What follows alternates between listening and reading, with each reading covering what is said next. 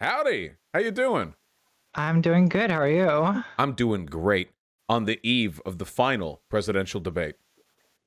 Oh my gosh, yeah, that's gonna be it sure will be An a event. series of images and sounds. Oh yeah, absolutely. It will be a contiguous collection of sensory inputs that we will just sort of embrace. Yeah, that's that sure is happening. You're that hyped for it, huh? They're gonna be able to mute mics this time around, apparently, so we might actually see So that's Trump actually like gonna be fascinating. It's honestly silently like rage. honestly like the evolution of like what is it essentially amounts to like live stream debate technology in front of the national eye is honestly fascinating. Yeah, it's fucking amazing. What we need to do, of course, is we need to get live stream chats up on screen for C-SPAN, you know? Why can What we could not go see the wrong? American people and Yeah, their input live? I their ask live you. reactions. Yeah, Yeah. that's so true. Emotes only. No Of chat, no course, of course. text. Yeah, just Yeah. hieroglyphics. Yeah. Honestly, why even have an election? Let's just decide it based on that. Well, if we did that, then the Democrats would win. That's well, I guess that's true. I don't know. They can't have that, can they? They can't have I they're have trying like keep us down. The unrepresentative electoral democracy. I'm still traumatized from like 2016 when when all those all the chat was full of like Pepes and MAGAs. But we've reclaimed Pepe since then, you know. Now, Yeah, I think it's yeah, a different time. it's It's a different Pepe's time. neutral now. Yeah, true. Pepe's just edgy. Now it's the Groiper is like the distinctively, but not as many people use that. It doesn't have the same catch on it. No, it's true. It's true. I don't know. I think I was too front lines in 2016. To me, I just can't bring myself to use Pepe. Is it too like the association is just too rough? It's too deep. Is the association's too deep? Gotcha. Well, I totally understand. It's been a difficult 4 years for all of us. What's going on with your internet, by the way? I heard you had to skip town to find a different connection to use. I did. I mean, I've had just constant problems. Like my patrons are aware of it. I'm like, I mean, Comcast basically has a monopoly in Baltimore, and the result is just like absolute devastation of anyone's ability to be online predictably. Yeah. We up until recently, before I switched to fiber, I was also working with Xfinity, which is a Comcast subsidiary. And my experiences with them, I imagine, were somewhat comparable. Maybe better than yours, though. I didn't have long-term outages. Yeah, well, I mean, we're not supposed to. It's more of an issue of like if something goes wrong, it's very, very difficult to get anything done about it, Hmm. and things do sometimes go wrong. There was a tactic I learned from an old political streamer I used to watch. Have you tried threatening your local ISP office with a bomb threat? No, I haven't, but I've tried almost everything else. Oh, okay. There's always the final option, you know.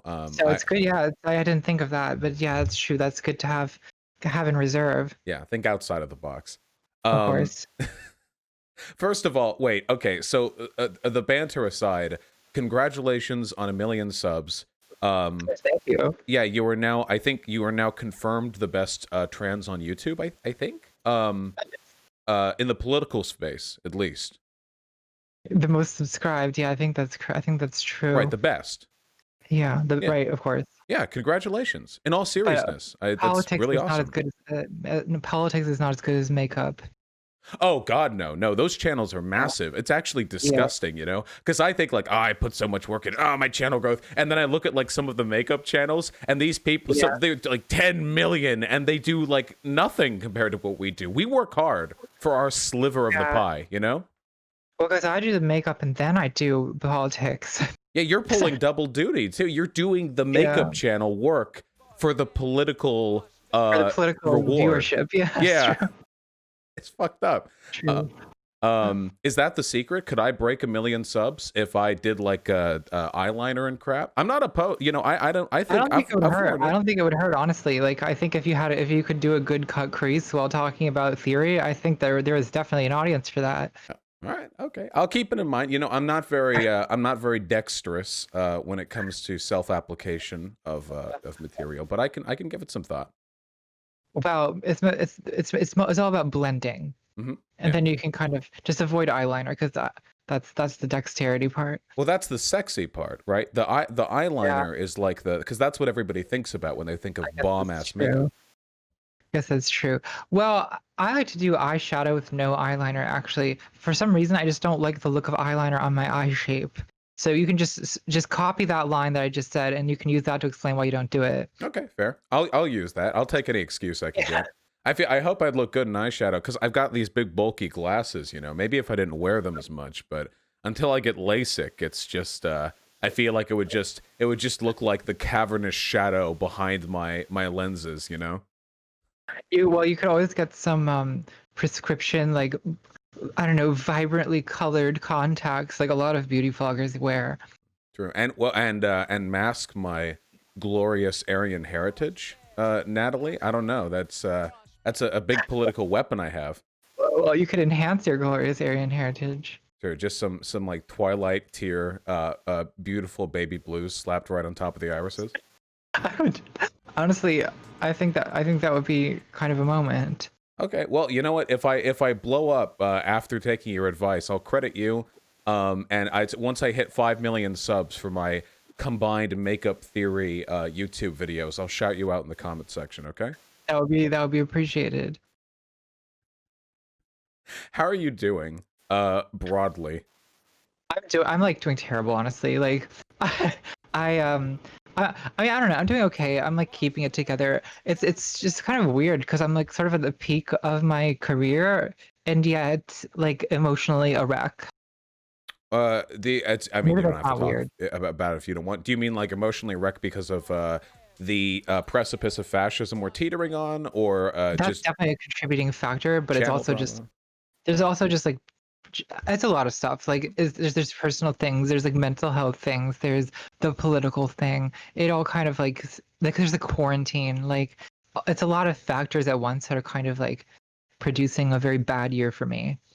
I get you. Yeah, I saw you not doomer posting. What's the sad posting on Twitter? Sad posting, Yeah, yeah. sad posting on Twitter yesterday, which I totally get. I mean, it's been a rough year. I think for pretty much everybody. I am legendarily averse to going outside anyway, so I feel like I've been Yeah. weathering things slightly better than most people. But it's still been pretty bad altogether, I have to say.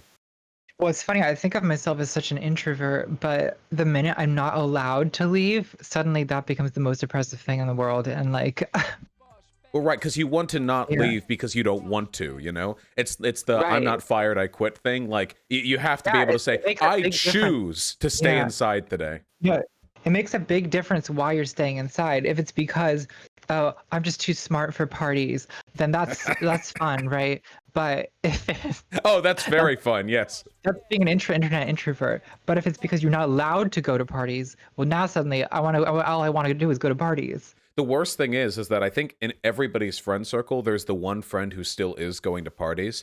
And Oh yeah, infuriate, and you're caught kind of in like a 50-50 because on one hand you wish them well and you hope they're okay, but on the other hand, like in a karmic sense, you want them to get COVID because it would yeah, justify you staying inside. And you just right. like reading on the feed the pictures of them out with 40 other people, no one wearing a mask, and you're like, okay, all Well, right. I probably had COVID in March, Oh, um, which like so or April. I got it in March.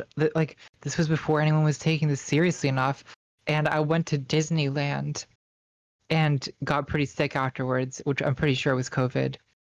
Like well, respiratory oh, symptoms. geez, with the fever and everything. Yeah, it lasted about a month. If you, I mean, not the worst of it lasted a month, but I had a cough. My friend who I went with had to go to the hospital because she has asthma on top of it, and so she had to, she was having trouble breathing, had to get on steroids. Hmm. Yeah, this sounds familiar to me a little bit. Yeah, you're patient zero. You brought it to America. How could you? Well, I may have brought it to the East Coast. I Hmm. don't think I brought it to America. To Oh, that's fine America. then. That's totally fine. Yeah, New York City but is overpopulated anyway. It's in New gotta York City, spread. I might be responsible for that. Yeah. Yeah, okay. Well, that's fine. They seem to be handling it well anyway. Well, I'm getting COVID in 6 days. I'm flying out to IRL debate and a prominent conservative. and Oh they said wow. I can only do it if I lick the doorknobs on the way in, and we're gonna have to, yeah. So we'll see how that goes. Man, I haven't heard people doing that. I used to do that kind of stuff like 3 years ago. The doorknob licking? Well, I still do that, but the political debates, I used to get people, I don't know. I've always had a very difficult time with Twitter and like people got with it so if I talked to a conservative, even in the context of a debate where I was disagreeing, people be like, Natalie, who's best friends with a fascist, like blah blah blah blah blah. Wait, who was the fascist? Well, like whoever I was debating, you know what I mean? Yeah. Okay, gotcha. Yeah, well, I mean, obviously, I feel like there's a portion of the left internet that is never going to warm up to the fact that engaging with the discourse is actually good and helpful to our side. No, they know. They think that it's actually betrayal to talk to anyone outside of the movement. Yeah, they don't do that. The other way around.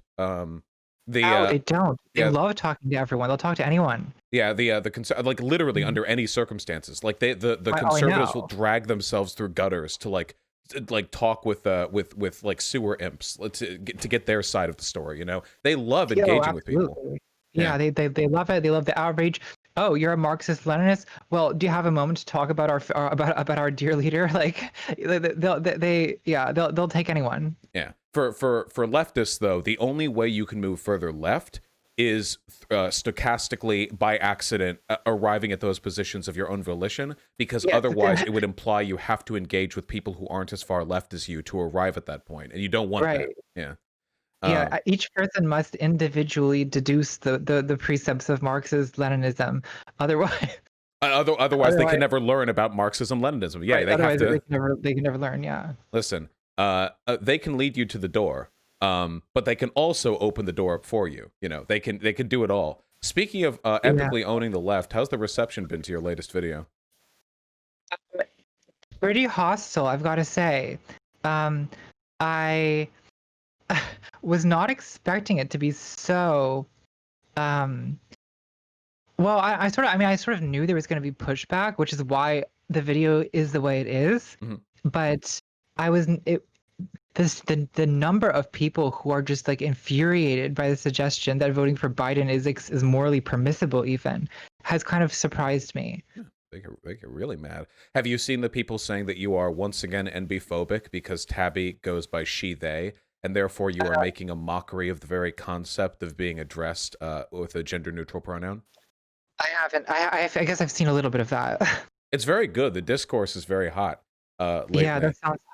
Yeah. that sounds very hot. I think they're mostly I defensive because they know they're bad people, like the Bernier Busters. I think, like on some level, they know that. well, I can be more condemnatory than you can. I think because I argue with these people all the time. I think fundamentally they know they're being selfish, like aesthetics-driven, conceited dipshits. So they get really defensive when they're called out in it. You know? oh, so sorry. 1 second. Riley texted me that the camera isn't on. Should I turn the video on? Oh, I would love to have the camera on. I just wasn't Yeah, because let I me know you're turn on it a on. different setup. I didn't know if it was an option. Yeah, it is an option. Okay. Oh, there it is. Pog. Oh, Oh, that's. that's a lot. It's very HD. I don't know if I like this. Oh no! It's you. Wait, what are you using like a shoe on head tier 480p camera for your Well, that's what I use. Yeah, I use a a shoe on head camera. Yeah. you all Um, that's a tactic I got to learn. I too have been dealing with the HD facial pore situation. it's a horrible thing. It's inhuman, honestly. Like Mhm. 4K, especially, like should be banished to Siberia. Yeah, Okay. remember when 4K news broadcasting was starting to come into vogue and people were making jokes about how a bunch of newscasters were going to retire under these Oh unfavorable yeah, and inhumane conditions? yeah. Well, it is inhumane. Like honestly, they should. Cause here's the thing. Like a lot of YouTubers, what they do is, I'm sorry, I'm getting this way off topic. That's okay. They use like skin smoothing apps, and like a lot of beauty vloggers, they use skin smoothing apps. Hmm. So those hair vitamins that you're buying are being sold to you by someone whose skin is being finely compressed by an algorithm into looking like a smooth surface. Um, but yeah, it's honestly, I think we should just abolish 4K. Like, just film in 1080. There's no reason that you need to see human skin in any more detail than that. Or at It just all, honestly. or at all, yeah. Like no one likes it. It's horrible. Yeah, we should all go to the VTubing, you know, like the anime. Yeah. Yeah, you've seen. Yeah, yeah. This is undoubtedly the future of React content online. Or maybe that Snapchat anime filter. That thing looks pretty good too. Like it looks pretty convincing. Well, I mean, it's funny how like the minute you introduce the technology of video chat, you have people trying to do anything but look like what's in front of the camera. Like on Zoom, you have like these fake backgrounds. You have like the improve my appearance thing you can check. Is that a real thing? I haven't used that Zoom function. Yeah, it's like a skin smoothing thing. So, but I don't know. I just think the idea of video chat is itself inherently oppressive.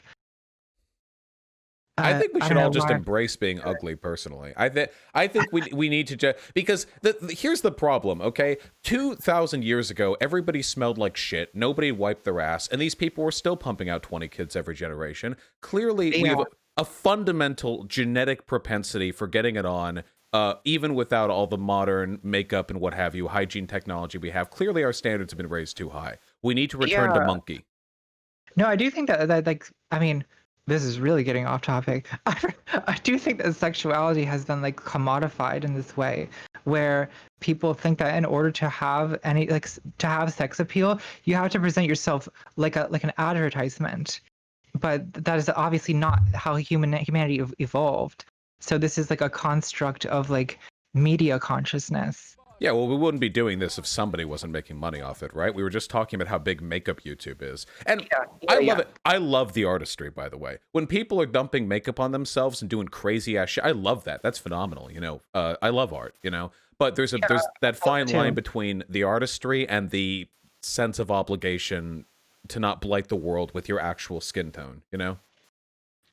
Yeah, absolutely. I think like, well, and there's such a divide also between like what people do on YouTube and what people wear every day. Like, you can't wear the stuff that people wear on Instagram every day. It takes an hour to do these like sculpted brows and stuff. I guess it's kind of not in style anymore, but like especially when I was like really getting into makeup, like it was at a time when like all the influencers were drag queens basically. Like they were baking with like white powder under the eyes. It doesn't even look good in person. It only looks good on camera. Mm-hmm.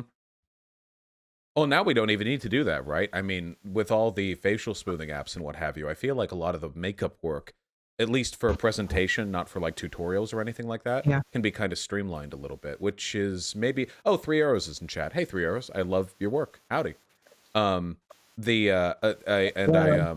guess it makes things a little bit easier on that front. Yeah.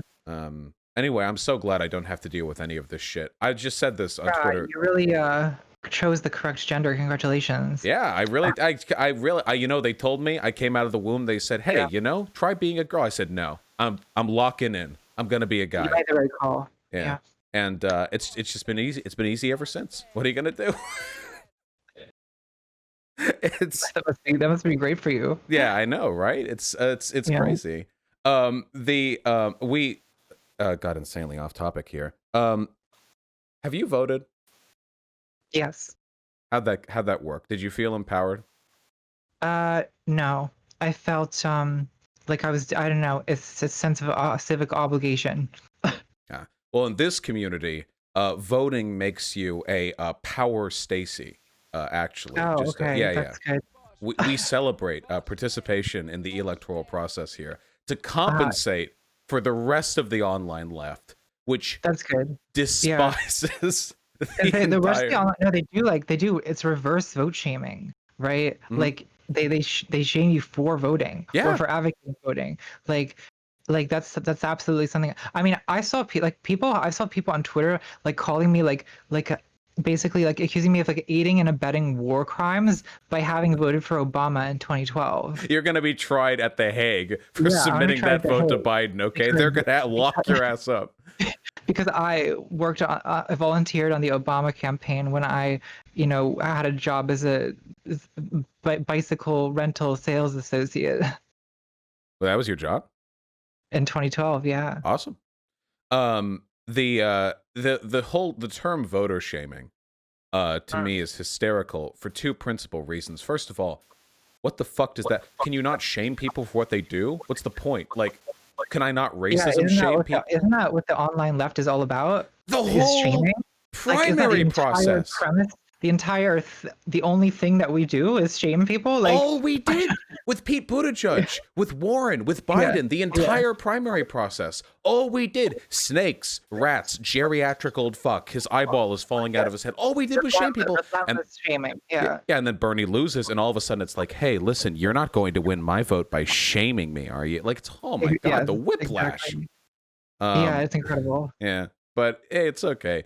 I think a lot of people are really upset, and they're really looking for an anti-establishment narrative to make them feel like they're not responsible for what's going on right now. Yeah.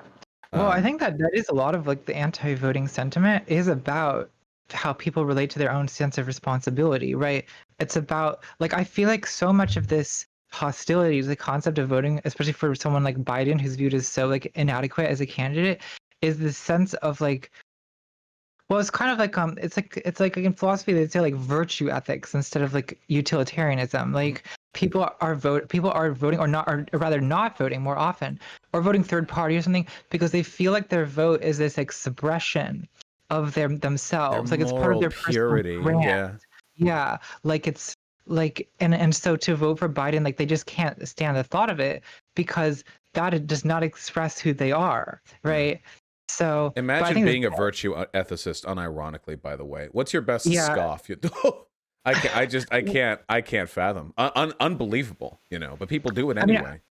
I think there's situations where it kind of makes sense, but voting is like the exact opposite of those situations. Like it makes sense in like maybe interpersonal relationships, right? Where like so much matter we put so much emphasis on intention, like oh like I'm not mad that my friend did this because I know they didn't mean that. But it doesn't matter in politics. It doesn't matter what your intentions are, right? It doesn't matter. Like what it says about you as a person that you know it matters like what happens because utilitarianism is an ethics that deals with like the big picture, right?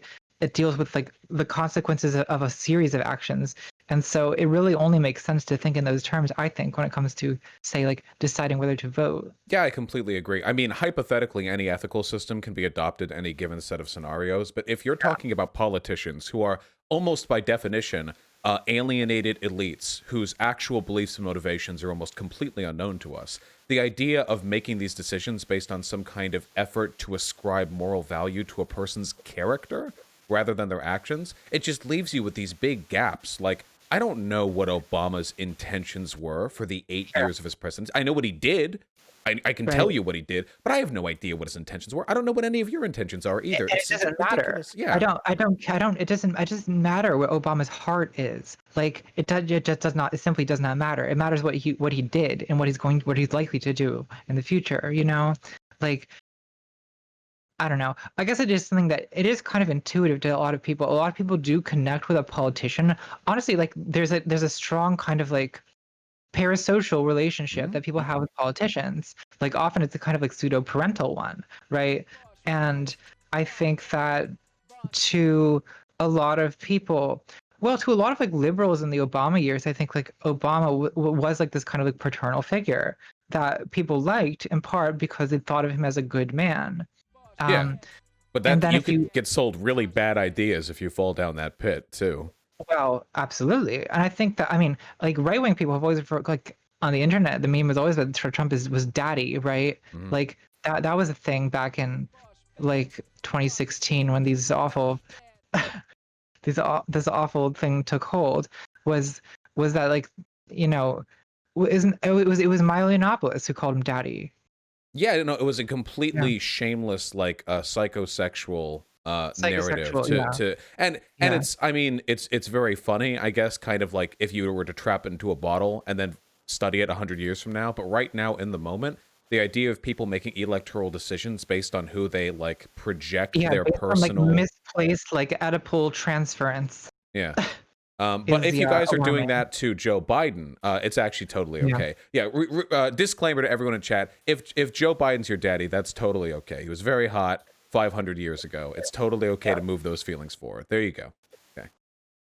Um, we really Well, I don't think it's do that inevitable, though. right? I Yeah. think that it is just like like a way that like I think with you know with Bernie or like that's absolutely a thing that like you people want to feel led by a politician, Hmm. right? And I think that often involves a kind of like pseudo like parental relationship, right? Whereas in a way that like people expect female authority figures, like people don't like female authority figures in general. They're not well tolerated. But if you're going to be a woman with power, you had better be a mother, right? Like, and people expect you to feel nurtured by you if you're going to be a powerful woman. Oh yeah, for sure. The and there is to an extent we do this on the left a little bit. I'm sure you're familiar with that Yeah. to some extent, but I think that it's the degree to which this happens is much lesser. I very rarely do I see from people on the left a complete rejection of their faculties of reason in favor of parasocial relationships, whereas on the right, it's almost something to be proud of. Like, I don't care about any fake news, mainstream media, whatever. Trump is emperor, Trump is God, he's going to win, based MAGA 2020. And that's it. Like, that's the thought process from its beginning to its end. There's nothing else. It doesn't go beyond that. I think for centrist liberals, there was a kind of thing like that with Obama, like the pictures of him with his family, and like the admiration for, because I feel like a lot of centrist liberals, they have a great admiration for like tone of voice, presidents being presidential, you know, and I think that kind of admiration for these like totally like non like consequentialist like aspects of Obama's character like does play a role. Yeah. Oh, yeah. Well, I mean, yeah, it figures. I mean, he is very charismatic and civil and all that other crap. I So he's fall gonna. for it myself. Yeah. Like honestly, I was watching him yesterday speak in Pennsylvania, and like I honestly like cried at part of it because when I was 18 or 19, like oh, you know, this is 2000. I'm old, sorry. Like this is 2008, and like Obama was the first politician. Like this is my first election voting. Obama was the first politician I ever like stand. And like when I was a teenager, I loved him. Like I really like I fully bought into the idea that he was gonna like, because I don't know, all I had known since I was the whole time I was a teenager was Bush. And like I fully bought into the idea like this is like hope for this country, like he's gonna turn this country around, like you know the war is gonna end, and like it's the first black president. Like it meant so much to me when I was Yeah. young, No. and 100%. I guess feel the emotional like I'm still susceptible to like going like emotionally re-entering that state of mind, even though like I would never enter that state of mind with a politician now. Yeah, well, and I think that was very useful too, because one Yeah, of the big reasons absolutely. that Bernie Sanders ended up getting such a surge of support in 2016, very nearly defeating Hillary. I mean, not neck and neck, but I mean a really good shot for a former independent, socialist-leaning maverick political candidate, was because people were so disappointed with Obama. They got sold the idea of change for 8 years, and all they saw was him getting cucked by Republicans for pretty much the entire time. And I think that disillusionment puts people in a position where they're more open to radical ideas. And whether they I move agree. to the right or the left depends on who gets to them first after that period of disillusionment. And one of the big issues is the right has all these figures like Trump and Jordan Peterson, who are very, very good at taking disillusioned young men with daddy issues and giving them a new narrative to latch onto. And I'm basically just repeating the content of your JBP video to you, so I'm just going to stop talking because you know what I'm talking about. No, you're absolutely right. I do think that like I don't know. I think that I mean I'm also speaking like let's like my own audience refers to me as mother. So I don't think I get it too. yeah. Less than Oh, you, but I do. well, I think you absolutely do get it. I think that a lot like I think there's a powerful thirst for a leftist daddy to like protect the children, you know? Like it's like a strong psychological need that a lot of people have. And it is just like if you're someone who's kind of fulfilling that for people, as both of us are, is an unusual situation. It's hard to know what to make of the situation because on the one hand, I think it's kind of inevitable, and I also think that in some ways it does some good, but it's also like kind of inherently like sort of a fucked up It's place to so be in. weird sometimes. Yeah. It's weird. If It's they're weird as spamming fuck. in chat like Daddy Vosh, that's whatever. Okay, fine. Yeah. But if every once in a while I'll get like an email from somebody who wants like my advice on a really deeply personal problem, like really Yeah. deeply personal, they want to come out to their family, and they're not just asking for general tips. They want like specific pointers on how to deal or navigate the situation. And I think to a lot of these people, they legitimately see me as like a father or an older brother. which is very flattering. But at the same time, it can, I think, lead to some very unmet expectations. You know? Yeah, I feel the exact same way where like when people call me like dark mother and to, stab in my throat, like the meme, oh, that's fine. I think that's hilarious. Um, but sometimes it's very clear to me that it's not just a meme. Mhm. Like sometimes I guess I get exactly that same thing, or people will tell me like, "Oh, you inspired me to transition," and it's like I don't like that now because I don't know you. Like it's I don't know. It's just weird to feel that you're like it's like more of an effect on someone's life than I want to have. If that makes sense. Yeah, I get that too sometimes. Though I imagine for different reasons. For me, it's more like the your arguments made me more comfortable, like intellectually, with the concept of being transgender. So it made more sense to Yeah. me. And then I guess it really depends on how they handle that. Like how much of that is them taking the baton and running off with their own life, and how much of them is like waiting hand and foot on information. Do you have like a public email where you get a lot of fans and you respond to all of them, or do you keep it distanced? I have a public email, but I have I have an assistant who Okay. looks at it for me, and like I kind of see the best of. Gotcha. Okay, yeah. I feel like that's probably a very fucking good idea, I have to say. Yeah, at a certain point, it becomes like not practical to like wade through that on your own. Yeah. Well, maybe I'll make the switch someday. God damn it. With this electoral business, do you I know I asked you this the last time we talked, I'm sorry. Do you consider yourself a socialist or like a social democrat, or is this question meaningless to you? Yeah, I think that what I am really is like a Bernie Sanders social democrat. Um, like I, you're gonna have to like revolution pill me because, but I mean I guess I feel that that's my position like because to me that represents like the most progressive thing I can like imagine like as something that seems plausibly obtainable to Mhm. me. Um, I guess, do I think that am I like a utopian who thinks nope, that's the ideal form of government? Like history has to end there. No, I don't think that. No, I don't think that at all. But I just think practically instead of and I guess when I just think about describing my political positions, I'm thinking about like what am I trying to what are we trying to get now? I'm not necessarily thinking theoretically about like what's the ideal society. I don't know what the ideal society is. And I'm like a little bit suspicious of attempts to like a priori like announce what it is. Would you But I say think that would you say you're waiting to see the advancement of the material conditions before deciding the correct path forward for society? Because if you say that, you become a Marxist automatically. You take the I think I Marxism think pill. I think I'll go with that. Okay, cool. Well, welcome to the party. It's all about framing, right? Yeah, yeah, Um, it is. Well, that's so true. But like using the correct vocabulary. I'm sorry. It's the discourse around like what makes a person a real leftist is so fucking Now stupid online these it's so days. stupid. Yeah, Yeah.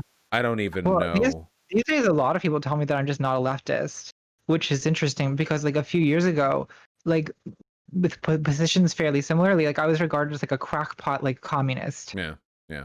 But the online discourse has really shifted to the point where like voting is now considered like you said in your stream about this like vote like even voting for like these very utilitarian purposes is like is considered to be like counter-revolutionary like betrayal of the revolution, which is like you said in your stream like this is a position like not even held by like Lenin, like Mhm. is now common on the internet left.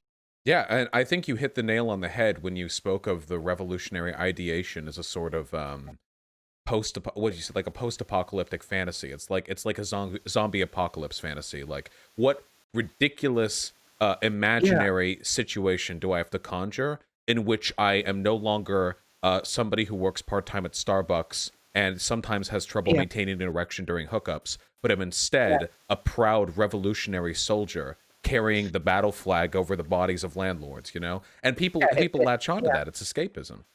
It's escapism. It's like almost like the rapture, right? Like wait, Christians waiting for, or like an apocalyptic cult kind of vision. Like we will soon be redeemed from this miserable life. Mhm. Like the Messiah is coming to bring salvation. Like I feel like if that's your expectation for a revolution, also that's not realistic either.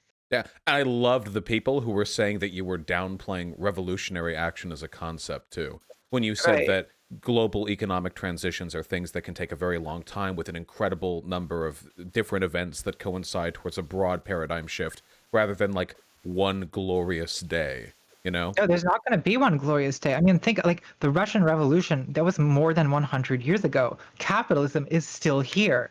Like, Ooh, don't get me like that, Natalie. It hurts sorry. still when you say it.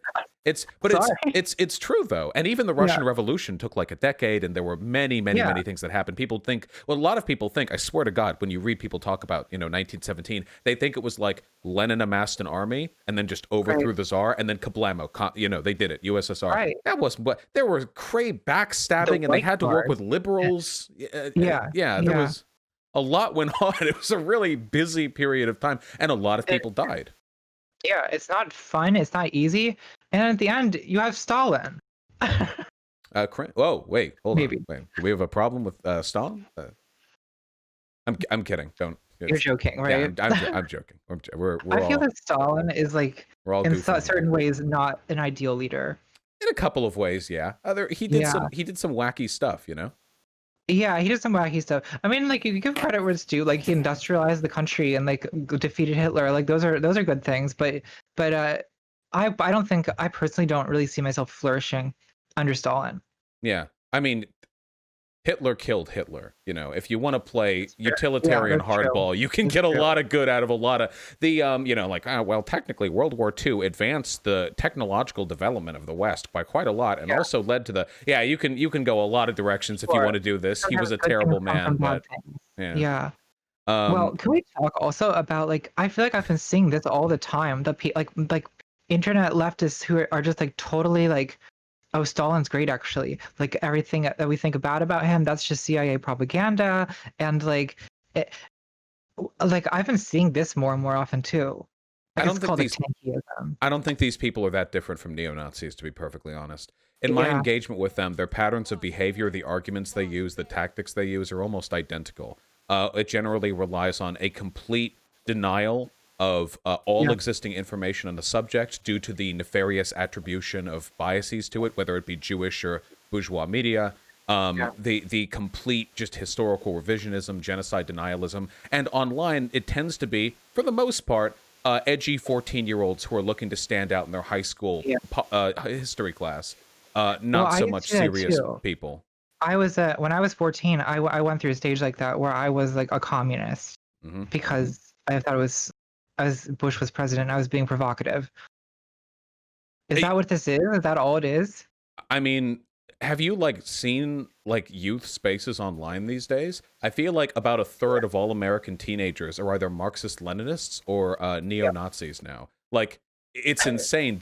It has been pushed so early. There are these Dude. kids. Yeah. These people come on my stream. They talk. They're like, "Hey, dude, I used to be a Yeah. neocon and then a Nazi, and now I'm like a far left Anson, and I wanted your opinion." I'm like, "How old are you?" And they're like, "Oh, I'm 13." Like, Yeah. the fuck do you be? Shut up! Stop! You're ruining. Get off the stream, yeah. You're Yeah, ruining well, I think it's, everything.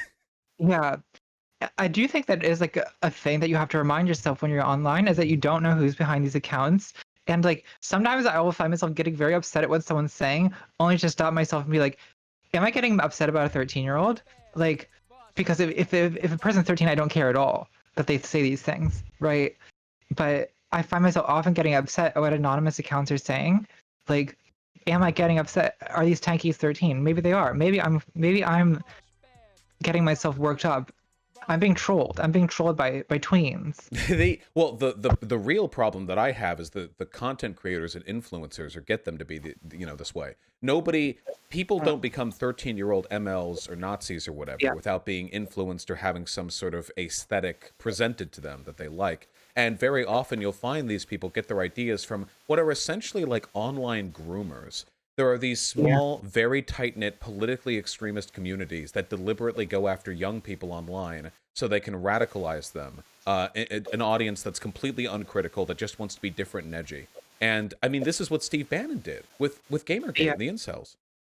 Well, I'm very familiar with the way this works in the right wing, like in the far right spaces. Like the way, right, they'll pull in incels, they'll pull in disillusioned gamers, they'll pull in like, I mean, well, they call it the Pewdie pipeline, right? Yeah. Like, because I mean, which is not to say that I think PewDiePie is deliberately involved. Of course not. But I think that, yeah, like a video game YouTube became this like point of contact for like far right extremism. Yeah, I don't know where the Marxist Leninism thing comes from. Is this it's like Facebook groups? Do kids use Facebook? I don't know. Like, where does like or Nazbol? Do you know about like Nazbol is that's such an internet teenager phenomenon. Like, where is that coming from? I have no idea. I think it's a real threat in the future, though. It could, yeah, Because I think as time goes on, for populist people, yeah, traditional capitalist economics become more and more indefensible, and populism always trends against capitalism in the long run, because capitalism consolidates power to a very small group of people.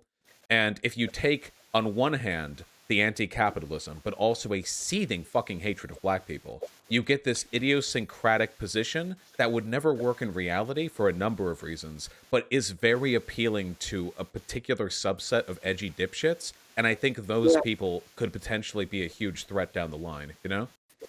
Well, I feel like racism in general is in America like possibly the biggest obstacle for the left. Um, I mean, not just with edgy teenagers, but period. Mm-hmm. Yeah, for Um, sure. like I mean, it's something that I've seen again and again online is that like people are so racist.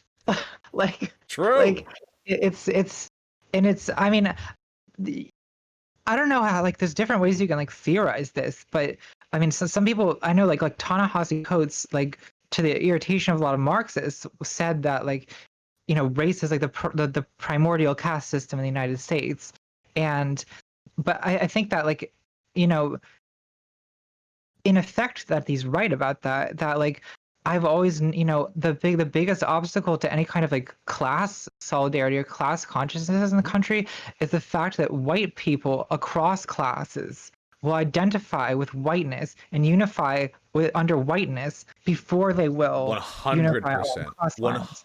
100%. Yeah, This is what so many of these edgy anti-woke leftists don't understand. People are yeah, just looking for narratives. Everyone wants somebody to blame for why their life's not going well. Everyone, leftist, right, doesn't matter. Everyone is. Some people's narratives are more correct than others. The idea that, the bourgeois accumulate capital and use it to yeah. consolidate political power, and they use this to promote their own interests at the expense of the proletariat, totally verifiable. Great theory. Let's work with it. The issue is, if people are obsessed with other narratives about anti-Semitism, about racism, about culture war nonsense like transgender bathrooms, they get hung up on the idea that the world is the way it is because of these issues. If you eliminate these concerns, more and more people realize there is only one real war, and it is the class war. That's why the old union busters back in the turn of the 20th century were so obsessed with making sure unions were racially segregated. If you're not letting black folk in, you keep people focused on the race and not the class.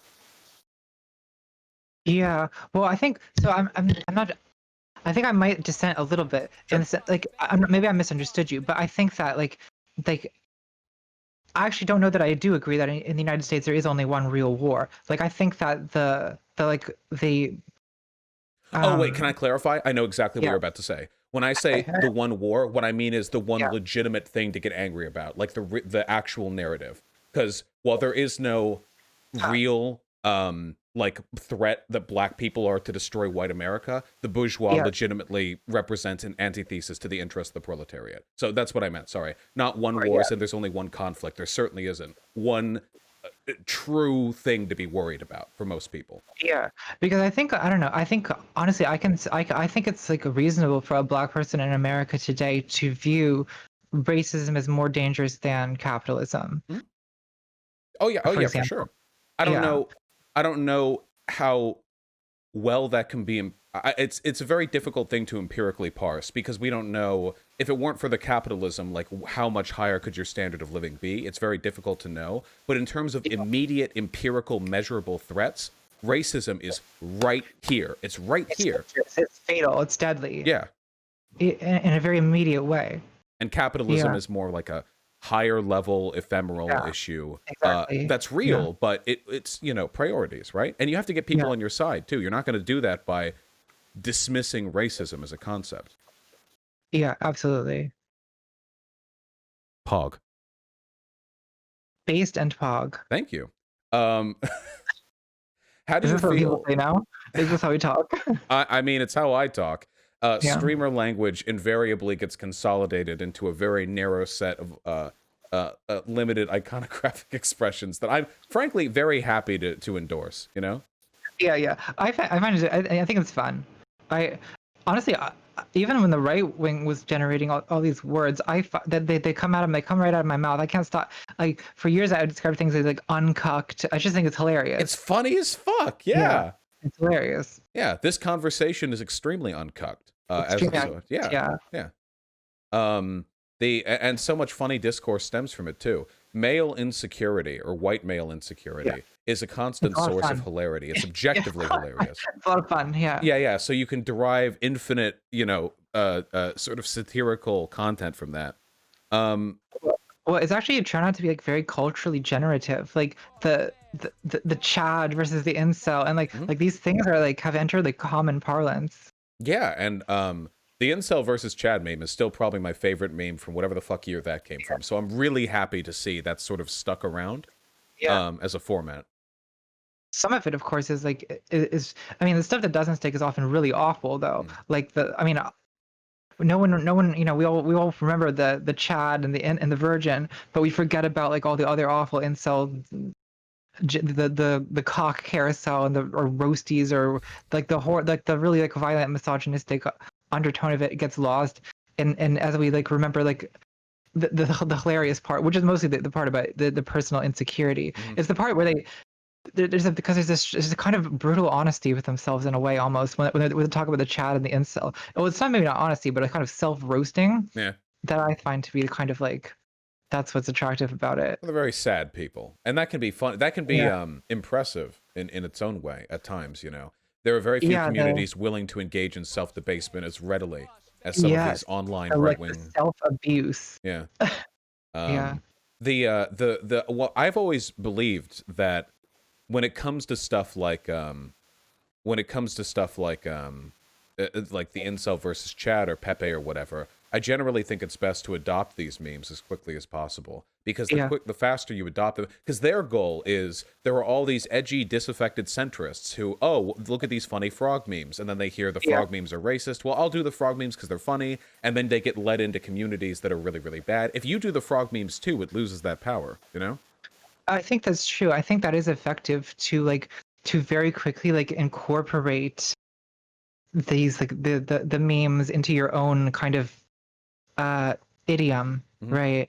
Like it kind of, you sort of skip to the point of making these things ironic, and you take a lot of the original power away from it. Yeah, and that way, because there are a lot of, lefty dipshits. They think like using the Pepe symbol, it means like it's a hate symbol, whatever. There's association, sure. But let's be real. When a racist is using Pepe memes or whatever, the problem isn't the Pepe. You can tell the person is racist. These people aren't subtle with it, you know? It's like a Pepe is like doing the face, and then there's like a Somali immigrant Wojak with like a white Swedish woman. Like, you can tell what's going on here. Yeah. So to make the issue the icon people like, and not the content the icon is being used to sell, you get people on the idea that the left is anti-fun, which I think we're a blast, personally. Yeah. Oh, I agree. I think that there's a period where where Pepe would have been kind of a trigger to me, or would have kind of signaled suspicion. I think that period is over. I think that, but I also, I think it's important for like leftists to keep in mind that like the whole point of Pepe, the reason that it was good for them, is the very arbitrariness of the symbol itself. Right, like that's the way that this kind of memeing works, is that they sort of hijack these sort of familiar cultural symbols, and then sort of give it this new meaning, and where it becomes like a shibboleth, like in their own particular context, you know. So I mean, like this was very popular in 2016, 2017. The milk emoji had its like 2 months of use, or like the okay sign, right? And you sound totally crazy if you ever talk about this, right? And I think a lot of leftists also don't understand very well how it works, and they overstate the case. And they'll say stuff like, you know, oh, you know, the okay sign is a racist symbol, and it's like, well, it's not. It's a commonplace expression that has found this like particular ironic usage among some communities of white supremacists, right? I've thought the solution is always just to use it back more aggressively, you know? If you embrace the symbol sort of reflexively and use it when it's used on you, because sometimes if you debate someone, they'll be like, I love that debate, and they'll throw up the okay sign really aggressively. If you do it Yeah. back at them, it's a way to show you're not phased, you're not flapped, but you know what they're doing, and they know that you know that they know what they're doing, but you're defeating the symbol by robbing it of its impact, you know? Well, that's like I think I'll do that with like turf vocabulary, Mhm, like the way I'll use like the word biological to mean almost anything, mhm. in a way that I feel like it kind of reclaims in an Biological ironic way. dresses. Yeah, yeah, yeah. Yeah, my biological eyelashes, right? Yeah. Or whatever. Yeah, yeah. That's pretty good. I mean, whatever makes these people angry, really. That's what we're all here Yeah, for. yeah. That's also part of the fun, of course. Yeah, of course, naturally. Because there is also part of the fun. Like, I guess that absolutely is part of the fun for me of calling myself a biologically female, you know, whatever. Like I that think people don't bouncing bio girl was the preferred about happy baby nomenclature. bouncy bio Yeah, girl. It's yeah. that people get genuinely bothered. Like, wait, I don't understand. Why are you calling yourself biological and blah blah blah? Like, it's just funny to me that you know because it's all the stupid arguments people make. Well, it's just science. Like, you have to admit that the science. Like, no, I don't. Yeah. Also, geneticists do not use the term biologically male or No, biologically no, female. it's not actually. People think this is scientific terminology, and it's not. Yeah. Yeah. It's a whole bimodal distribution of thousands and thousands of characteristics that and nobody the essentialism, I mean, science is well past that. This is one of the things, it's why I'm very confident in the future of the left. It's that almost by necessity, this is one of the big problems with fascism. Fascism has to be anti-science. It can't be pro-science. Science arrives at conclusions that don't fit fascist narratives. So by Yeah. way of being anti-science, they put themselves in a corner where almost invariably the communities that determine the way our lives will be in the future, the body of academia that we build our science upon, has to be left-wing, or at least Yeah. comparatively, relative to the pressures they face. And that's a huge advantage for us. Well, I think it always at some point it will always become a liability to be in denial Mhm. of reality, or to be out of touch with science, or to be you know in the way that like it is politically inconvenient for Trump that the coronavirus is as severe as it is. So that was downplayed and downplayed and downplayed and downplayed until, you know, the entire administration is sick. And now it's like, you know, the reality catches up with you. So I agree that the part of what is ultimately going to continue to cause fascism to fail is that it refuses to engage with reality. Yeah. Have you, pardon my high school sophomore recommendation, have you read 1984? Of course. Yeah, there's a segment in there I'm quite fond of, in the book, where they talk about they, of course, being the party wrote this, but they talk about how in a totalitarian government, 2 + 2 can equal 5, and that's fine. You can get by with that. That works. The only time that doesn't work is in instances where you find yourselves against the elements or in war. 2 + 2 cannot equal 5 when you're calibrating a machine gun or when you're Right. building a battleship. And so it is the threat of plague of war that must necessarily keep these governments in line. And because these things are inevitable, at least as long as there isn't a one world government, as they kind of have in 1984, unfortunately, they will always be able to unseat anti-scientific totalitarian regimes. Yeah, although people do have also an alarming capacity for like compartmentalizing these things, Yeah. where people will kind of think, well, you think scientifically about this domain of knowledge, but about this domain, like that doesn't count. But I agree that there's like there's always kind of an underlying tension Mhm. that kind of threatens to pull you apart. Yeah. Speaking of that tension and that cognitive dissonance, how do you feel about Biden's chances? The polling has been pretty favorable, but I mean, if you watch right-wing media, it looks like the Trump landslide is coming in any second now.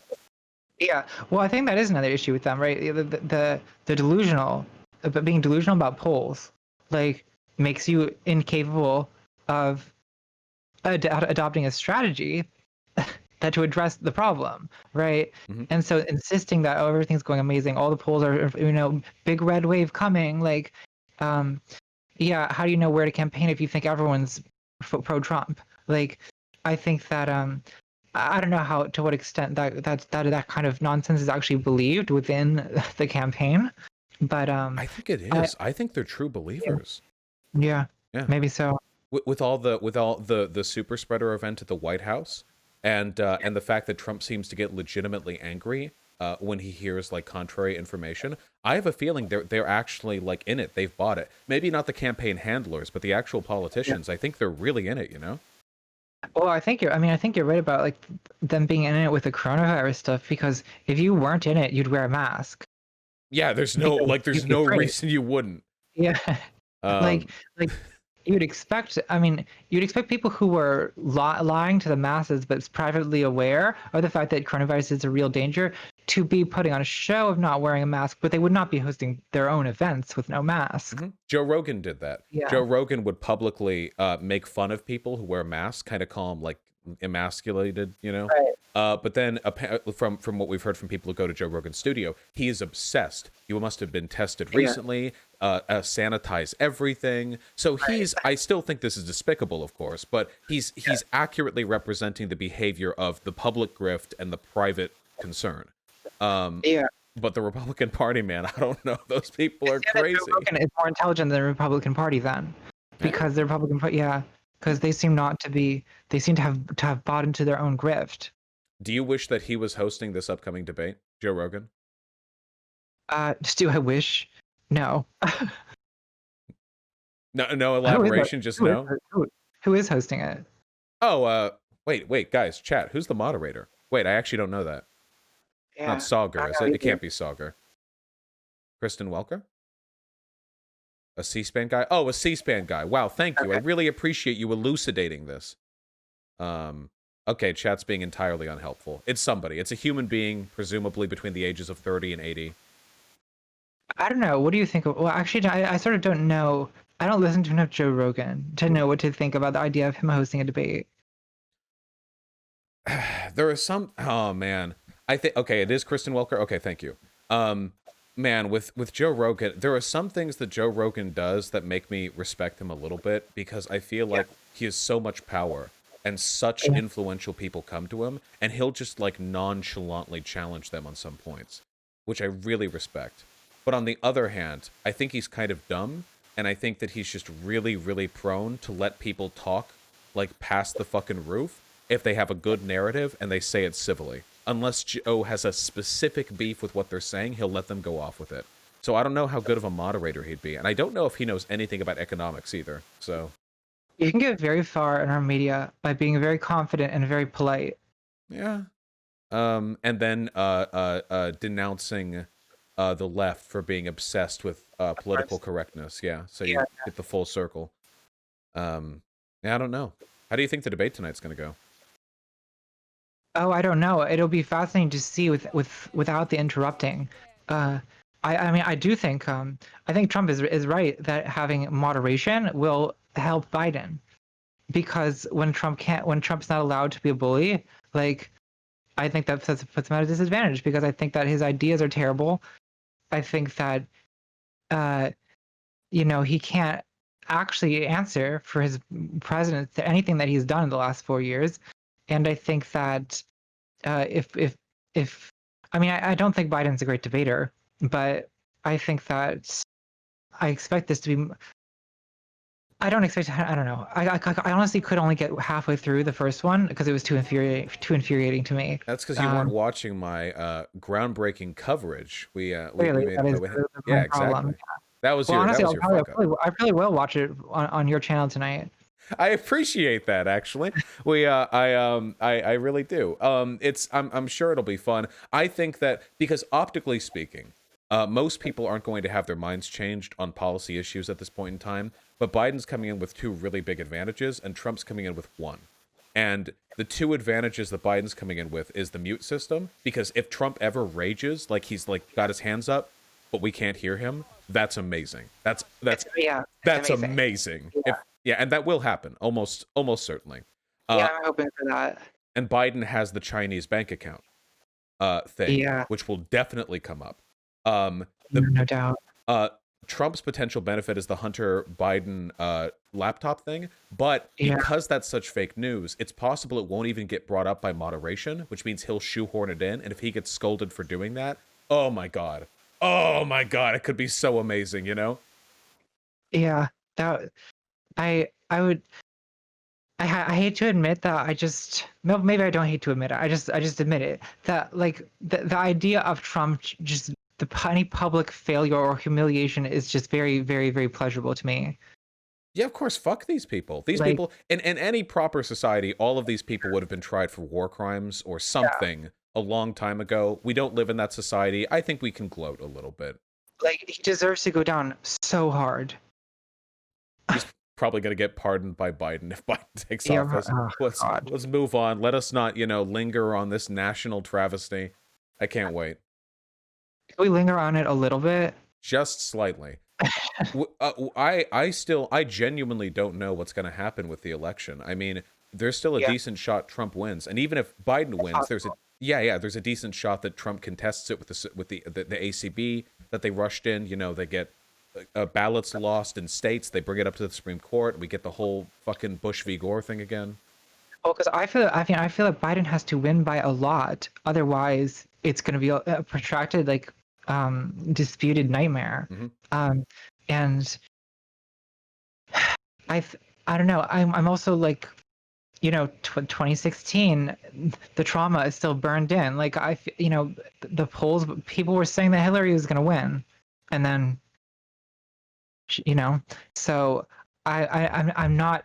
I refuse to allow myself to be optimistic about this election. Basically, I know that things kind of look pretty good, but I'm afraid that Trump's going to win, and if he does, I'm going to lose it. I'm going to have like a full on like literally shaking meltdown if he wins. Fair. Do you have any plans if he does win? N- get really drunk. Do you have like a bunker you can retreat to? No, um not really. I mean, I think like I don't know. Some people have plans to flee this country. I feel like I'm going down with the ship. yeah, it's a beautiful country, if you ignore all Yeah, the ugly parts. um I we got to I stick through it. yeah. I don't know. I don't know if I have the energy at this point. I guess I could. I mean, I shouldn't say that. I'm a very privileged person. Hmm. You know, especially compared to like many other trans people. I could leave probably if I needed to. Um, but a lot of people can't leave, and I do have some sense of like obligation, I guess, to stay and fight it out. Go down with the ship. Yeah. Ah, as content creators, I think we do the exact same amount of good for America, whether or not we're technically within her borders.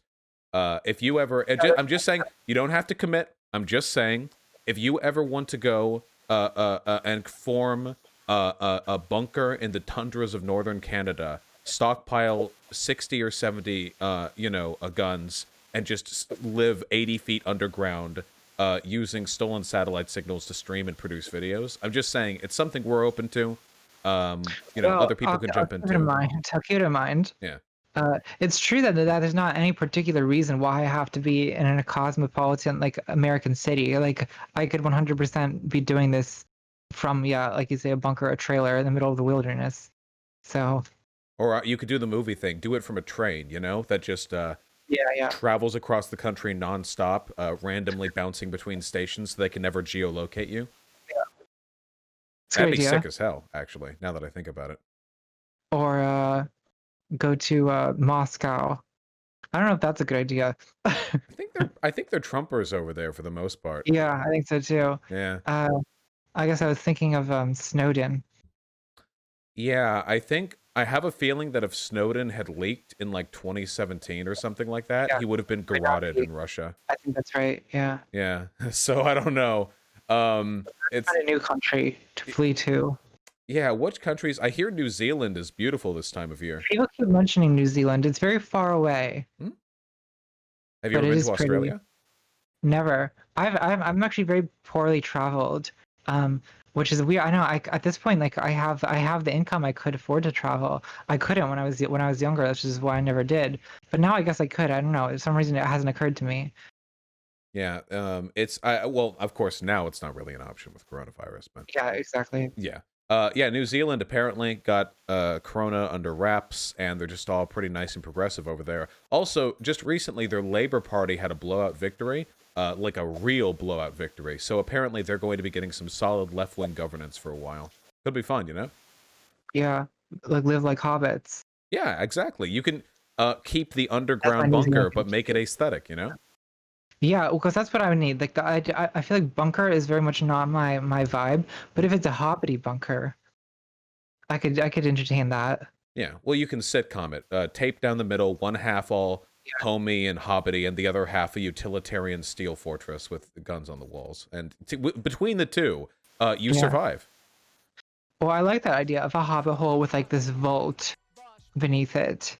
Yeah, it Sort of cozy cottagecore aesthetic on the top, and then on the inside, like I don't know, Soviet wave. it would have made the Hobbit trilogy way better.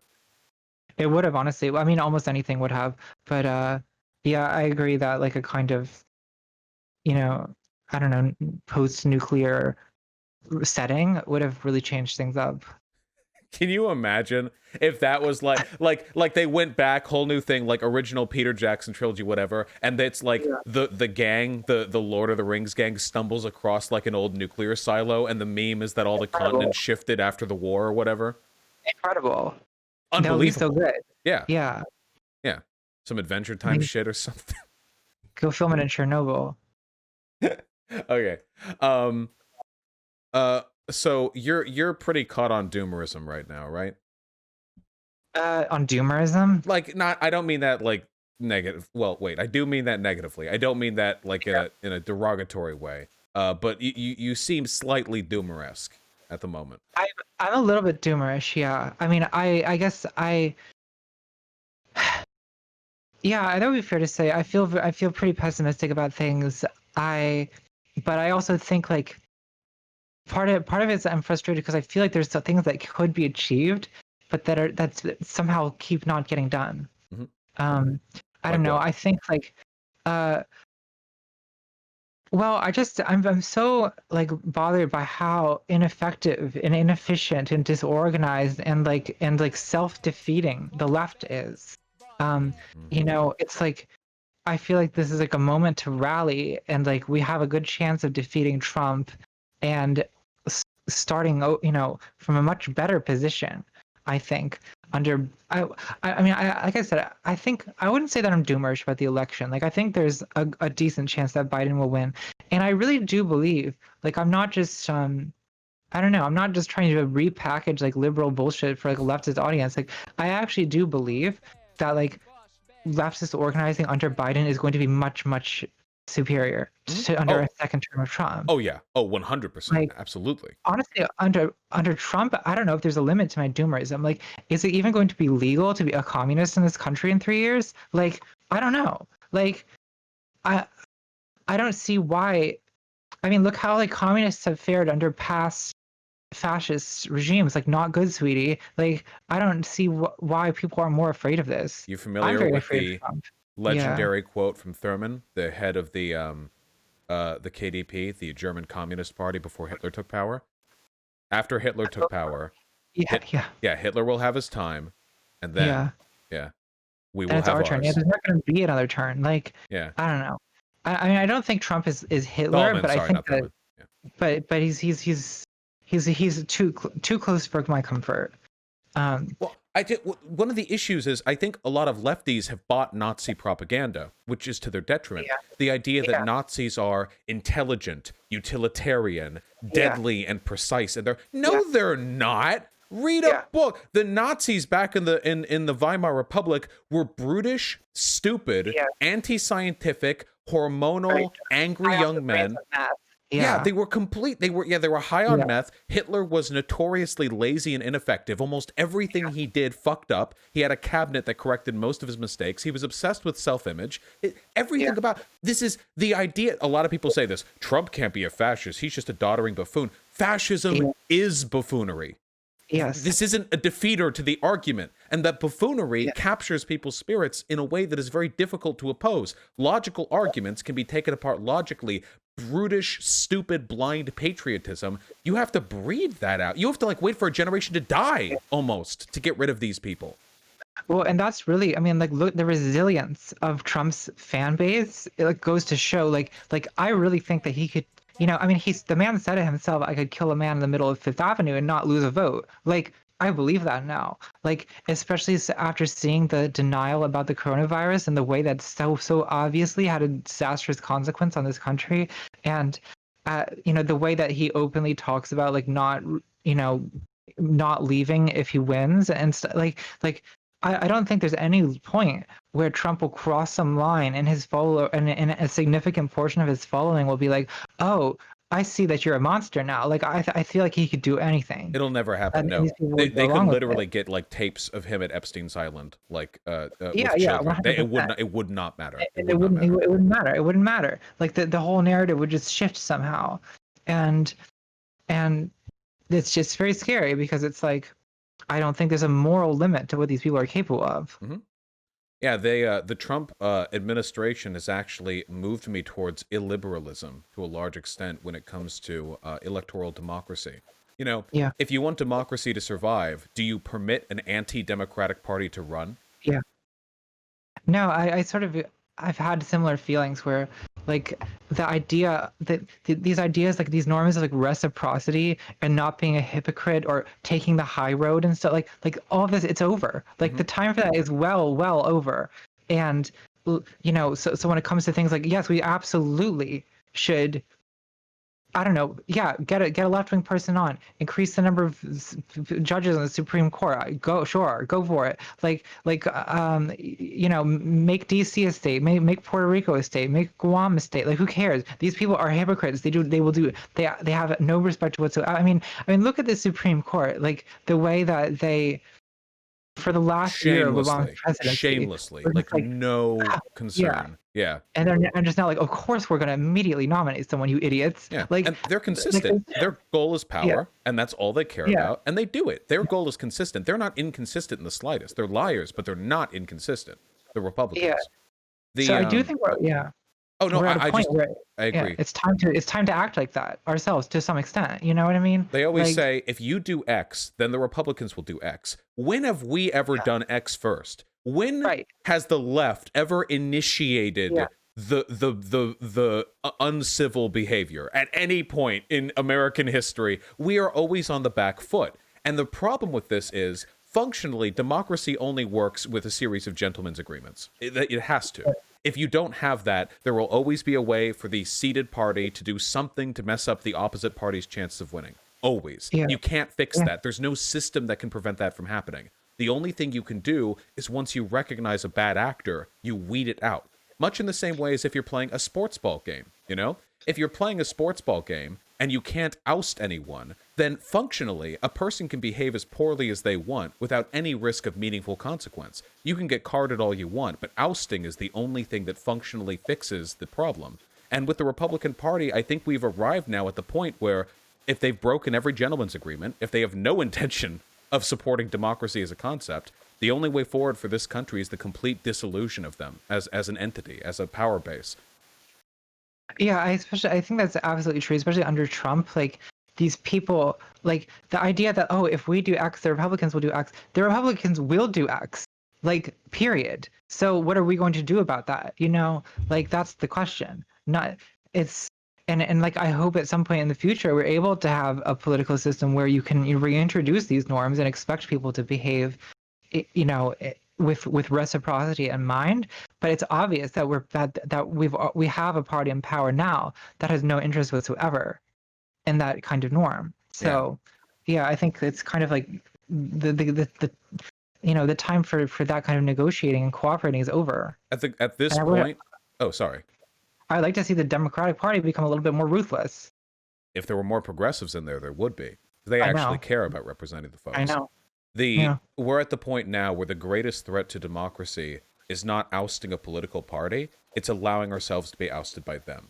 And I Yeah. think, yeah, and I think that I know I know I'd rather be on the winning side in that altercation. It's just a matter of how well can the Democrats actually follow through on that, or are they just going to let themselves be bowled over in 2024, 2028, and then that fascist, whoever that may be, Tom Cotton, Tucker Carlson, whatever, is going to be infinitely worse than Trump, and we just repeat the cycle until there's no longer an election, and we just go, okay, well, we lost our chance. Yeah, that's exactly what I'm afraid of. I don't know how to like, because when Biden wins, the other issue is that, like, if Biden wins, Trump's not going away. These people aren't going away. Mm-hmm. I don't know what to do about it. Like, I mean, these people aren't going away regardless. If there's a revolution, these people aren't going away. So, like, what to do with these people, I don't know. I mean, I expect that if Trump is no longer in power, which we're going to have on our hands is like something sort of resembling the Tea Party movement, but much worse. Mm-hmm. Um, Well, so it's QAnon. It's already, all the QAnon, pieces yeah. are together. It's already in motion. Yeah. They already think Yeah. that if Trump loses, it's the deep state, and they orchestrated Yeah. some nefarious blood libel, whatever, to oust him, and that the global cabal of Satanist pedophile Jews have to be defeated in a glorious final confrontation between the godly forces of good and the satanic force. It's all set up. These people, Yeah. if Trump loses, these people will be killing in the streets. So I strongly suggest everyone who's watching around election day, stay the fuck inside and buy guns. I know that sounds hyperbolic. There's going to be violence no matter who wins, frankly, but It doesn't sound hyperbolic to me. There was a time I thought that kind of talk was crazy, but honestly, like, stock up now before the Costco gets like overrun. You know what I mean? Like, I've had that thought myself. Like, what happened? Like, election day is going to be madness, regardless, and it's better to have, like, get your toilet paper while you can. Like, I really think that. Between that and the fact that it's likely that coronavirus is going to get worse this winter, they now know. I mean, it spreads faster in dry air, so it's likely to be more contagious in the winter. So, wow, I'm really talking myself into a doom spiral. no. Well, hold on. No, we'll be fine. We're influencers, okay? We can stay inside and cover things as they happen live. It's true. We don't have to go outside. We're quite lucky. I now, if you're watching, you're free to feel doomer if you would like to. But I think it's important to remember that historically speaking, fascism, by way of being a death cult, has always led in the ultimate destruction of its own aims. No matter how powerful Trump gets, no matter how powerful the Republican gets, the majority of this country is not on their side.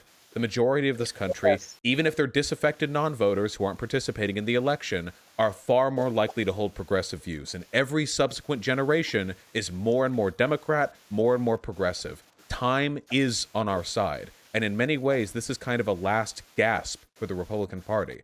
They're going all in on fascism, all in on Trump. So even if things look really, really bad now, worst case scenario, a third of us die, and in 20 years, America gets invaded by a united coalition of international forces, and we pick the pieces up together, okay? That's worst case. But it's not the end of the world until climate change, at which point it will be. There. I do think that, like, one positive almost of this is that the Republicans have been, especially when you start introducing the QAnon stuff, like this satanic pedophile cult, like, it's so coconuts as to become dysfunctional. And, like, you can't be going to work and talking about satanic pedophiles. Everyone else thinks you're a lunatic. Like it's. So I do think these people will kind of destroy themselves if they keep it up. Yeah, I agree. Oh, could you do me a favor, by the way? You're on Discord, right? Wait, of course you are. We're talking on Discord. In the little bottom left corner, there's a little series of vertical lines that's called noise suppression. Do you have that thing on currently? Let me see. Hold on. Click on it, and then there'll be a little slider. I have to go to the settings, right? No, it's just in the bottom left. It should say video connected. It's in its own thing, like video screen. and then it has the little noise suppression vertical lines next to the disconnect call button. Okay, I see mute. I see disconnect. Oh, I see noise suppression. Yeah, And click that, and then do you have it turned on? it's on. Yeah. Gotcha. Okay, just making sure. There's a little bit of What noise static are you coming from your getting? end, but it's not a big deal. Okay. And try to move the mic away from the technology. No, it ain't a big deal. Just Yeah. checking. Hey, you're so off to the side now. Let me adjust the camera. But I haven't anyway, been yeah. looking at the chat at all. I'll usually look at the chat when I'm on stream. Gotcha. How's the chat? The chat is happy to have you here. I mean, do you think you're going to get any negative reception from my audience? I don't think so. No. Yeah. We Hi are, guys. yeah, pretty avowedly in favor. Yeah, there they are. They're popping off now. We're pretty avowedly in favor of you and what you do. I'm sorry that there aren't. I mean, hold on, wait. You are the largest bread tuber, so you do have a large base of support, but you also have such an incredibly dedicated anti-fan base. It's extraordinary. Though I have to say, and you can tell me if I'm wrong, I think at this point I might now get more hate than you. I might have grown into those shoes. I actually don't know. I haven't. Someone would have to do a quantitative study. I would on love the to see hate analysis of that, yeah. analysis of the hate bread tubers receive. I think that the two of us are honestly competing for like most hated. Yeah, we're very powerful. We occupy Yeah. a lot of space in other people's minds. Yeah, a lot of space and a lot of time. It's honestly kind of fascinating. Like I think that like I don't know. Sometimes I feel like I have a grip on like some of the reasons why people hate me, but sometimes like I don't know. If you Google if you like do a Twitter search for just the word Contrapoints at like any hour of any day, like there's never not someone in the middle of a frothing tirade. Yeah. Um, including like at times when I've like not posted in weeks. The online And I left don't is so understand that. dysfunctional. Yeah. It sounds conceited, you know, like, oh, people don't like me. Must be a systemic issue with the left. But, like, really, though, Yeah. the right doesn't do this, you know? Like, I'll give you an example. There are a lot of neo-Nazis I sort of tepidly follow online, keep tabs on. And amongst them, even the very popular ones, it's known. Vote for Trump. Sure, he's cucked by Yeah. the Jews. Sure, he's a Zionist plant, you know. Sure, he whatever, you know. Sure, he went too easy on BLM, but it's obviously the right choice. We prefer it to Biden. No pushback on this. No pushback. Easiest decision for these people. For the left, for the leftists, this is somehow difficult. This is like a real problem for them. Yeah.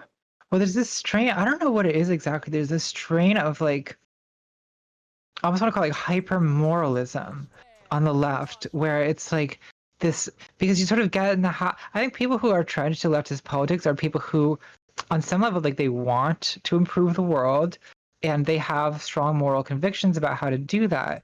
But there comes a point where like I mean, people call it like purity. I don't know if that's what it is exactly. Sometimes it's maybe pure moral purity, but there becomes a kind of fanaticism of Orthodoxy. like orthodoxy and just like internal policing of the most minute things. And it's to the point where it's like it kind of it's like you lose sight of a big picture when you're so focused on like these little micro moral issues, or even just like you have the incredible resistance to voting for a candidate who we don't like, but who's obviously better than the other one. Yeah.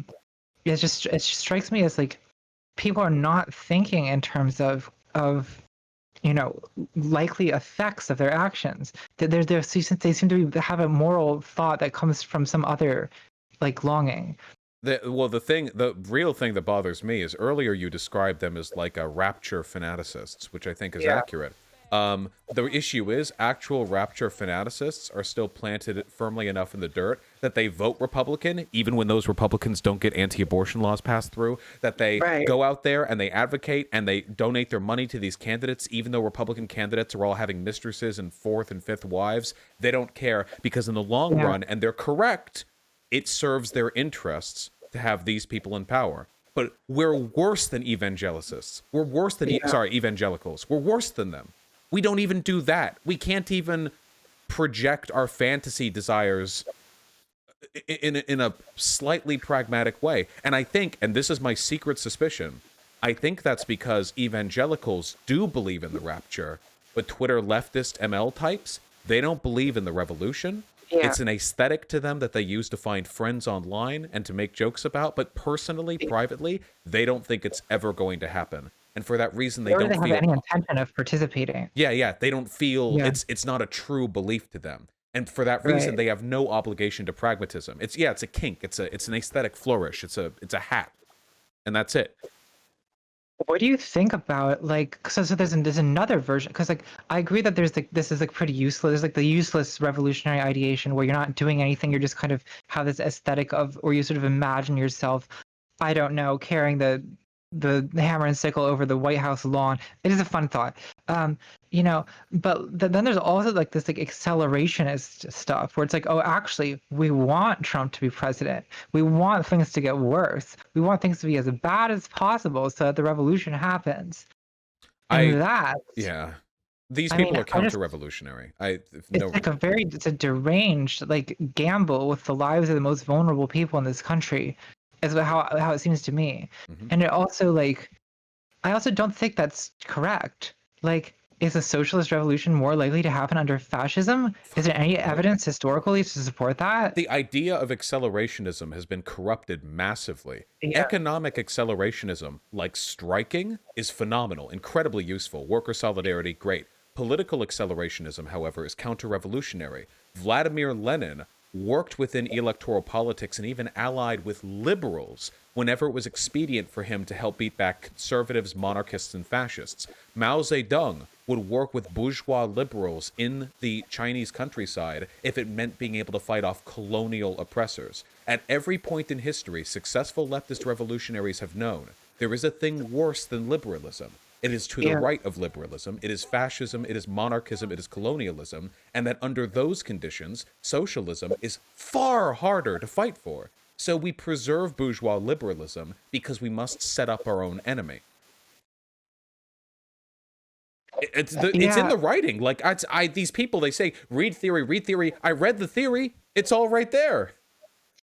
Yeah, so like, where is this notion coming from that we need to like that it's better to have a fascist in power so that people, well, I don't know, people seem to have this idea that like, oh, one thing that's really exciting about Trump being president is that now people are politically engaged.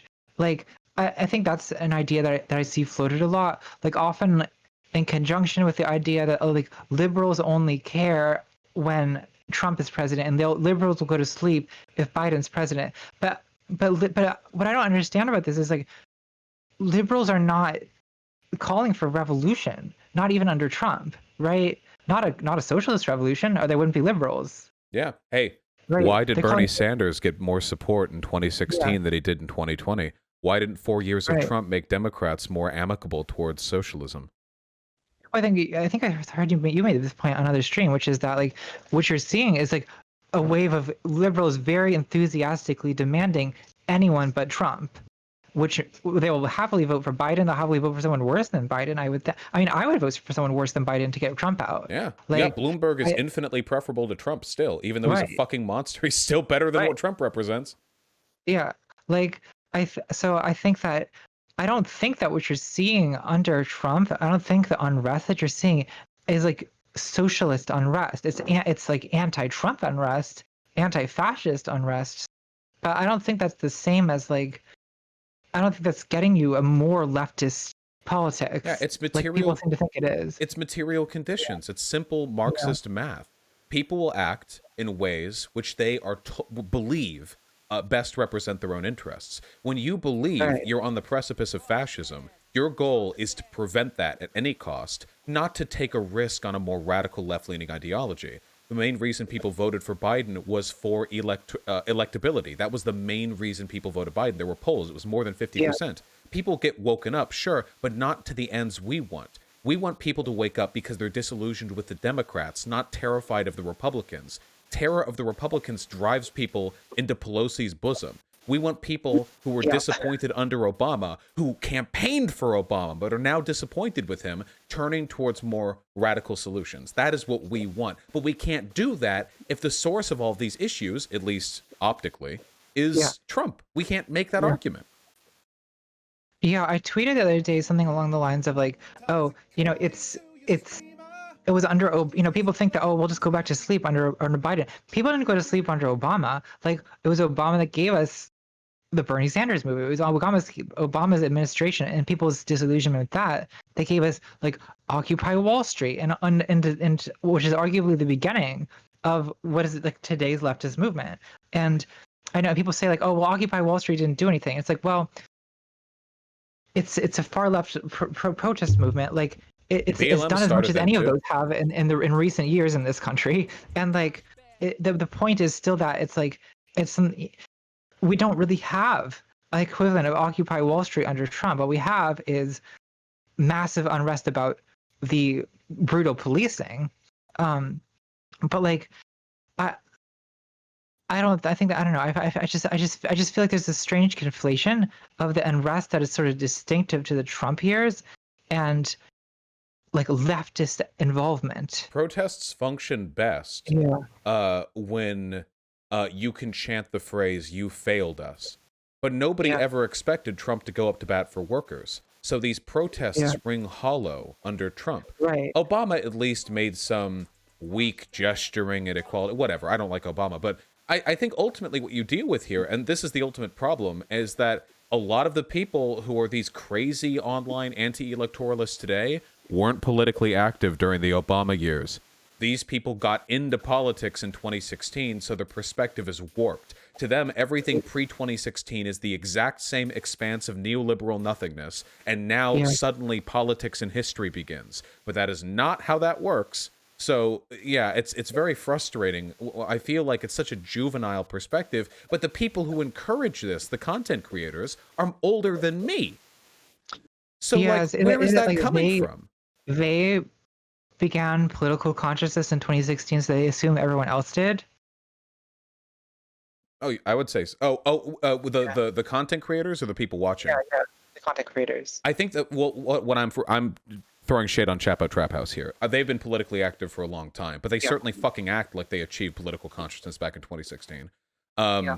I just don't know. The only thing I can think to be done about this is that we have to bully these people. Like, we have to bully the shit out of these people. Yeah. They think it's really cool to be doomer, edgy, contrarians. We need to, and we have a lot of people who follow us. You are a very large channel. I'm getting there. Come on. And I think the two of us are on the same page about the anti-doomer edgy contrarianism, because it's so useless. I don't want to be the smuggest guy in the mass grave. I don't care. That's not fun to me. That's not socialism to me. Yeah, well, I think that's like, and I think that is like part of the issue that I do feel myself where I'm sort of not communicating with some people online is like, I really do care and want things to get better, and I'm willing to do anything that I feel like I can to help things get better. Some people involved in this conversation, including some people very high profile involved in this conversation, I get this sense that what they want to do is be right publicly. And they want to be the one to spot what's wrong with everything, right? Including what's wrong with the candidate. They want to be sort of above it all, but being above it all is like, so that's not politics. No, it's not. Politics is getting your hands dirty. With like leftist veneer. Yeah. No, yeah, I completely agree. You can't distancing yourself from outcomes, from political outcomes, is the opposite of good politics. You want to be invested in what happens, and that means championing people you don't like at times.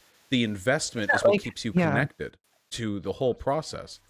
Isn't all politics like less, like people say like, oh, no more lesser evilism, but like all politics is lesser evilism. That's all like, ethics. Yeah. Like, I'm sorry to bring it to people, but even if you get your socialist state, like, you're gonna have your socialist leaders who suck also, like, because people suck, right? There's never gonna come a time. People don't. This is internally contradictory. Bernie Sanders proposes social democracy. Social Democrats are historically enemies of the revolution because they attempt to placate the proletariat with concessions from the bourgeois. If these people had any consistency, they would have said, I'm not voting for Bernie Sanders. He represents lesser evilism. I will not vote for somebody unless they are a true Marxist-Leninist like me. Right. But they were willing to vote for Bernie Sanders, not because they have consistent principles, but because they liked him and they don't like Biden. But that, liking something, is not an ethical judgment. That is a judgment Oh. of personal aesthetic preference. Well, that's what I mean when I say I feel that people sometimes want to be sort of expressing their like personal like political style or something when they choose a candidate. That sort of Bernie represents is like sort of represents to be sort of in an expression of their political style. Even though, like you say, it is odd when these people, especially when they claim to be socialists or communists or anarchists, are saying like, oh, like I'm not going to participate in bourgeois electoralism for Biden, but they would for Bernie, as if Bernie isn't also like a social democrat, like liberal, like because he Lenin would have is, called Bernie Sanders a traitor to the revolution. And Lenin right? also would have advocated his followers support Bernie Sanders if it was preferable to a comparable right-wing alternative. But Lenin would have called him a traitor to the revolution. So by And what like standard are we determining who's viable, you know? I feel nervous, like publicly saying, like, "Oh, you realize that Bernie Sanders is not a communist, right? You realize that this is also a liberal." Because I know that some people will actually hear. I actually remember, like, a few, last year, hearing some people say that they wouldn't even vote for Bernie because, oh, he's a lib, At and least they don't that's want. consistent. It's Yeah, stupid, but that's at least it's consistent, right? consistent. It's stupid, but it's consistent. But yeah, there's more and more. It's the Bernie or bust people will often say like, "Oh, I want socialism," but they would have voted for Bernie and they wouldn't have voted for Biden. Even though I don't think anyone thinks that America would be a socialist country in 4 years if Bernie was president. Does anyone think that? I imagine some of them probably did.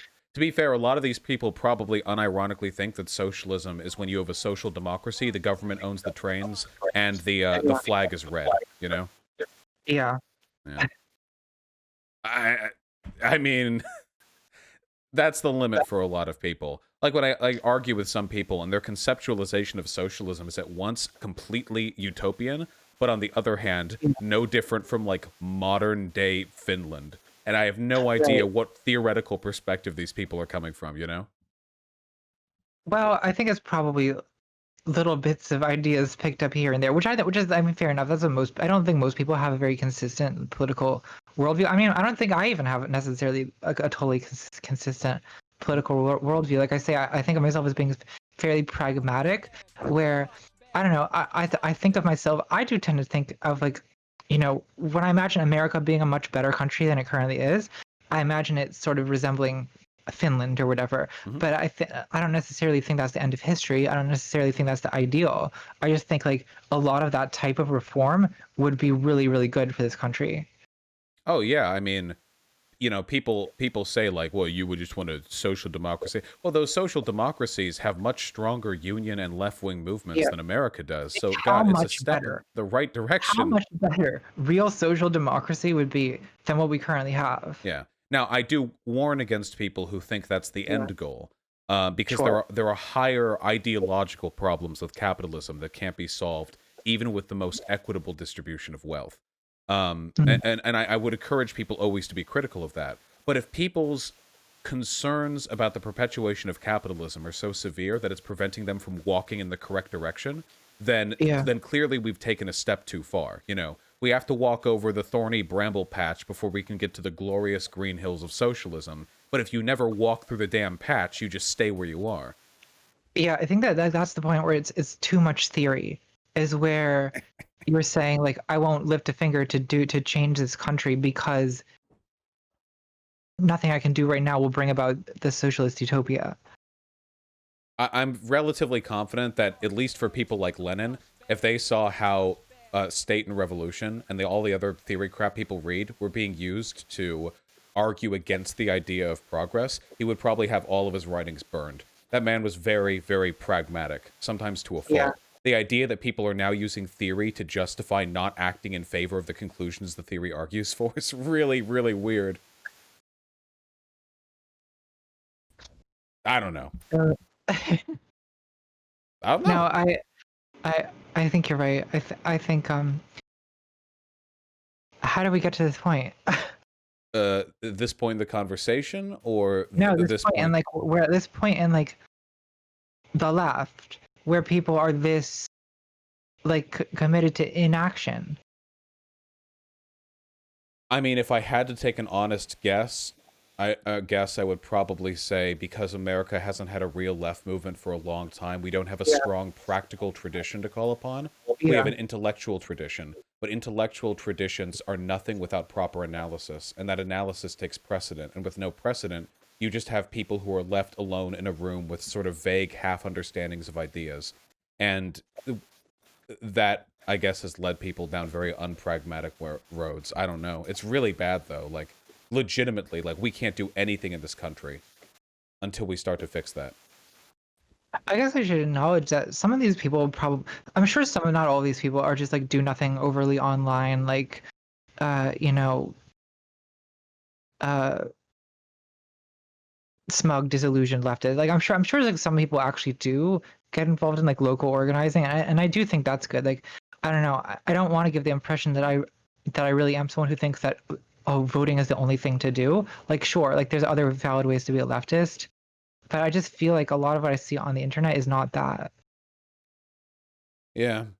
I think we need to turn inward after this election a little bit.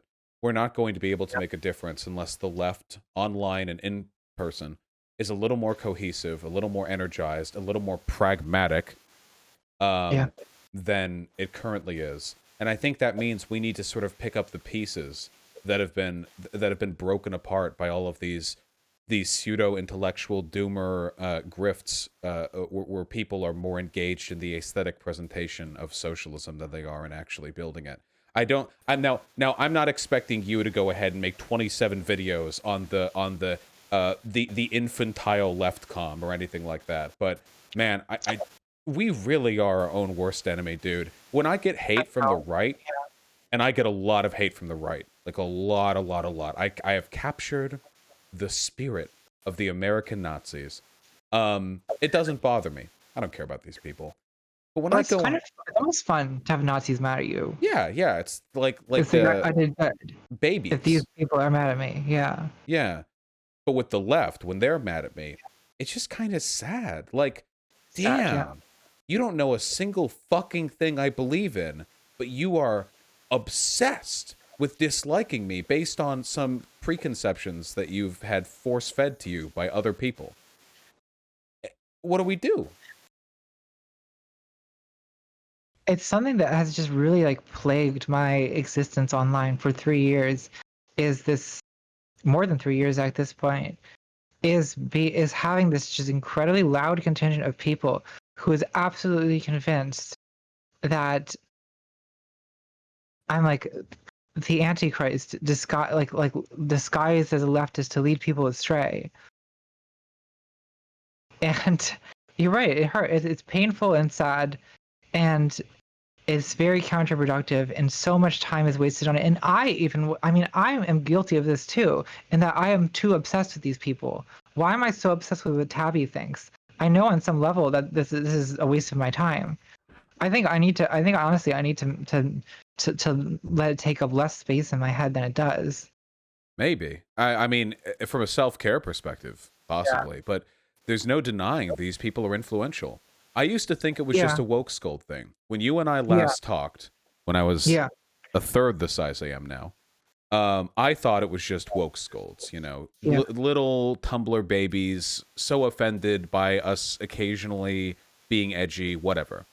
But now I realize these same ideological tendencies are expressed even in the far left, more orthodox segments of our community. Yeah. The same petulant smugness, the same obsession with building a social group over a social movement, the same obsession with performatively condemning people who are bigger than you because you get, I don't know, woke points from it. The exact same tendencies. It's everywhere. And I thank you for saying that, because Yeah. I hate the idea that this is only confined to like the idpol like social justice warrior left, because it's not. Not even close. I have gotten Yeah. more hate online from lefties by insisting we should Yeah. vote for Biden than I ever did for every combined anti-idpol whatever meme that was ever made about me. Like, easily. The Biden thing has consolidated more hatred than everything else combined. And that is unbelievable to me.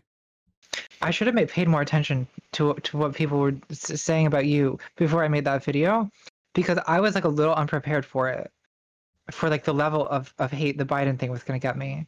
Well, if it makes you feel any better, these people are going to be fucking irrelevant in just a couple of weeks. All these Bernie or busters are going right down the trash can. All of their vague, anti-left, both sides of the same bullshit is going to ring a hell of a lot less true after the results of this election, no matter which way it goes. And I want nothing to do with these people after it's done. These people have done nothing but harm online discourse. They are not my comrades. They have not done anything to meaningfully advance a progressive or socialist agenda. I cannot wait for them to lose relevance. Well, at least the argument will lose relevance, I think. Hopefully. And then we can all go back to trashing Biden. Yeah, as we should. Yeah, of course. Yeah, to bully Biden. Yeah. That's the whole point of this whole damn thing. You choose your enemy. Yeah. Yeah. I can't wait to get to work crashing Biden. It sounds so good compared to what we're dealing with now. Do you think that the Bernie or bust left online today is going to do what the Republican Party has done with Hillary Clinton, where they just obsess over this election as some sort of like flashpoint for a corrupt candidate? Like the way the Republican Party is still fighting against Hillary, they're shadowboxing 4 years later. They're going to keep doing this with the Bernie or bust thing? I can imagine it. Yeah. It's pretty cringe. I guess we'll see. Yeah. I actually can't believe we've been speaking for nearly 2 hours. That's insane to me. I really do appreciate you talking with me. I'm not ushering you off right now. I'm just saying I do appreciate you. No, I appreciate you having me on, and like I've been watching your videos a lot lately. Like it's like honestly very refreshing to me to have like someone else like talking directly about leftist politics on here. That I find I'm just kind of a fan of this channel. Hey, you know what? The feeling is mutual, Natalie. I've been a fan of yours for a while too. I'm happy to hear that. Can I? Oh, sorry. Say your thing. I just want to say, if there's one concern I have about broader bread troop, I know that I have contentious relationships with almost every major figure of the left online, so I'm not here to barter with that or anything. But when it comes to other major bread tubers, you can have your philosophy tube, your H-bomber guy, your Lindsay. Love their content, absolutely. But I feel like we've all collectively been a little bit scared of the communities that we formed. And by we, I mean everyone except for me, because I argue with everyone relentlessly, and I'm proud of it. But I know, for example, like Ollie, Philosophy Tube, I am utterly confident this person is reasonable and intelligent, and no doubt shares many of the concerns I do with the left. But I am concerned that there is an incentive now to not talk about it, because whether we're talking about the ML, Bernie or bust types, or like the very sensitive performative woke school types, there is a severe social consequence to calling out problems in your own community. It's why the right never does it. The right never does it, because the right doesn't care. Neo-Nazis in your skeptic community, whatever. I don't see it. It's not happening. But holding us to a slightly better standard, I hope that in the future, we can all be a little more comfortable maintaining a standard of discourse within our own audiences that maybe makes it a little less okay to be as aggressively counterproductive as a lot of these people are. I hope so too. I mean, I will not speak for anyone else as far as how they relate to this community, but I will say for myself that I often am. Yeah, I mean, I'm often afraid to say much of anything at all, to be honest, just because of the stress that is, like the consequences that you have to, like the days of discourse that unfold every time I say anything. But yeah, it's especially made me wary of like criticizing these elements, I think, within like leftist movement. But I guess, I don't know, I feel like I actually kind of have several times, you know, going back to the original like Tabby video in the first place, like spoken up about trends within like leftist communities I think are like deeply counterproductive. But yeah, I wish it were just easier to talk about. You've been good about that, better than any, in my opinion, personally, any of your contemporaries, I think. Maybe because you've just embraced the knowledge that you're always going to be permanently canceled, or maybe. Well, I paid a price for it. Like there's a reason other people don't do it, because it sucks.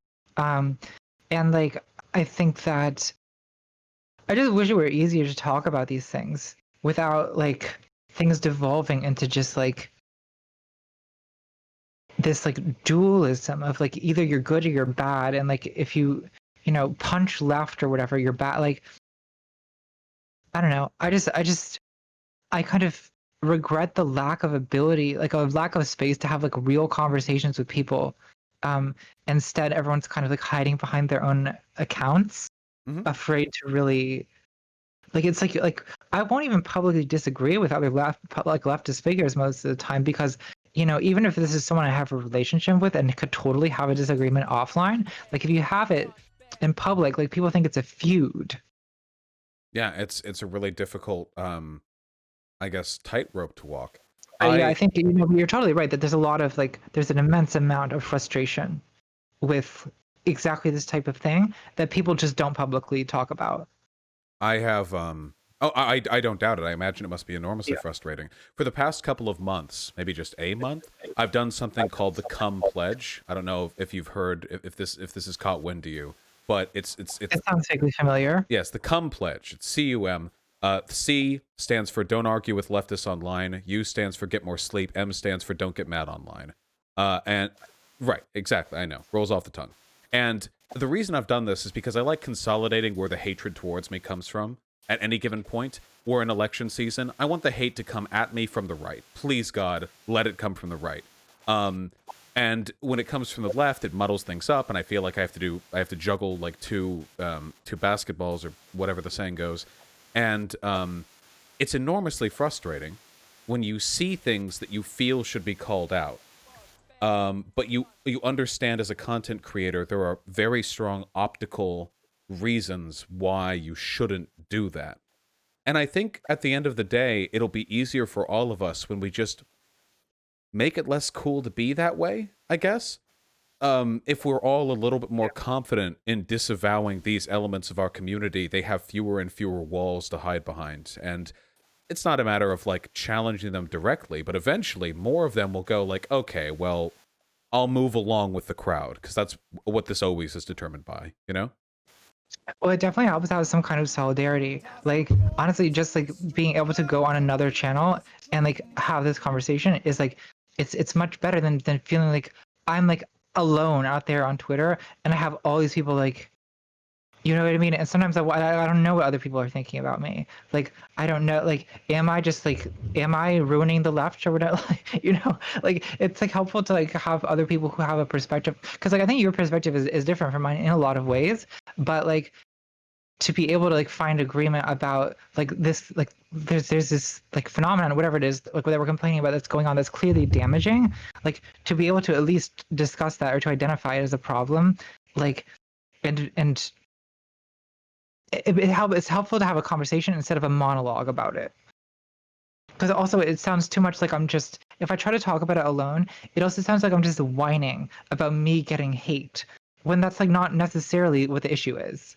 Yeah, that's not the crux of it at all. Yeah. For it's more the overwhelming feeling of despair that your political contemporaries have grabbed you by the shoulder and are sprinting towards a cliffside Yeah. as quickly as they can, and they're doing this to a lot of other people too, and they're gonna go with you, and you have no idea what to do about it or how the fuck to stop it. Well, I'll make it publicly known if there are any prominent or non-prominent content creators who want to work on improving the left.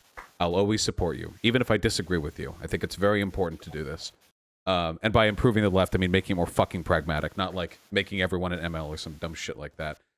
Not spreading the good word of Maoism. You goddamn know what I mean. I know these people care about it. I know for a fact because again, I'm not speaking with any kind of crazy insider knowledge here. Nobody talks to me about anything, you know. But when it comes to Sean H. Bomber Guy, Lindsay, whatever, I know there are consequences to being large content creators. I know it can be frustrating and stressful, especially when you do political content, but you do it in a very measured way.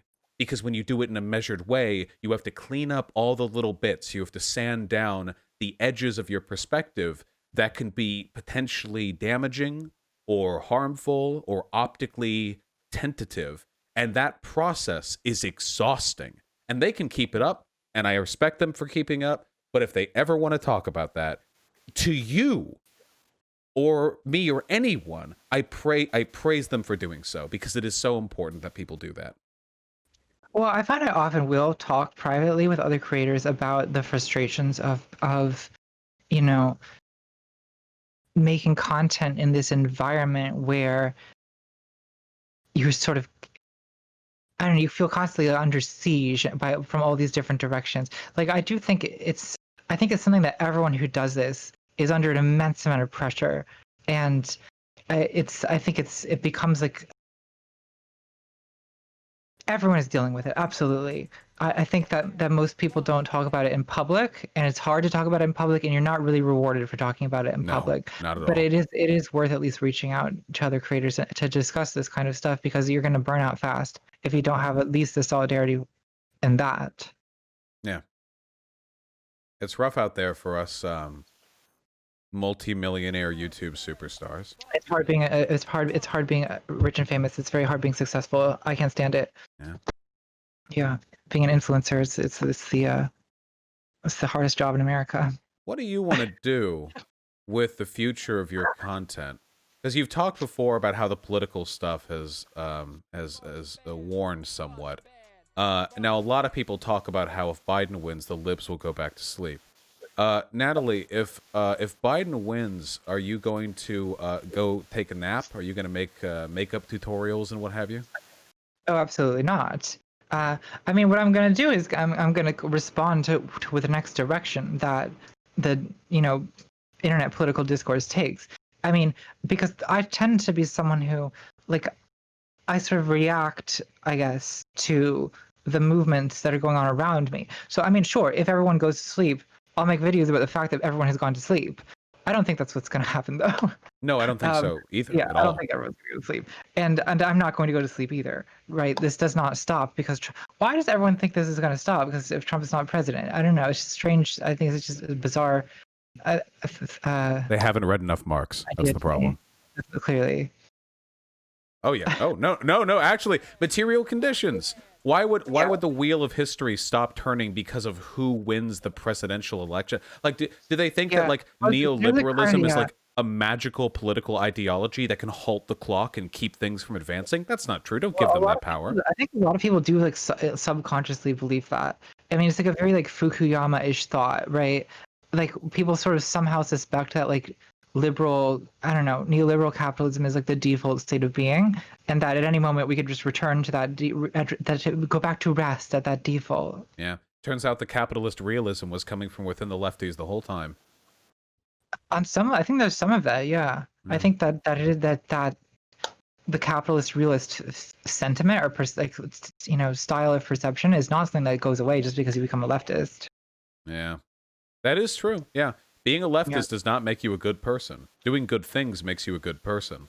There are a lot of lefties who are despicable people. Oh yeah. Yeah, but they hide behind it, you know? Same, a lot of people think being like queer makes you a good person, which is dumb, of course. It's a very Yeah. weird pedestal to put people on, or being pro LGBT. It's not. Only actions, I mean, in my humble opinion, dictate your I guess moral worth. And if you're a leftist in name and in practice, you are a dipshit who smokes weed literally every day of your life, listens to podcasts, and never goes outside. You're functionally no different. Actually, you're quite a bit worse than a K-Hive member. At least they go out and vote. They're actually doing Yeah. something. Yeah. You know, They're doing something. They're doing one thing. yeah.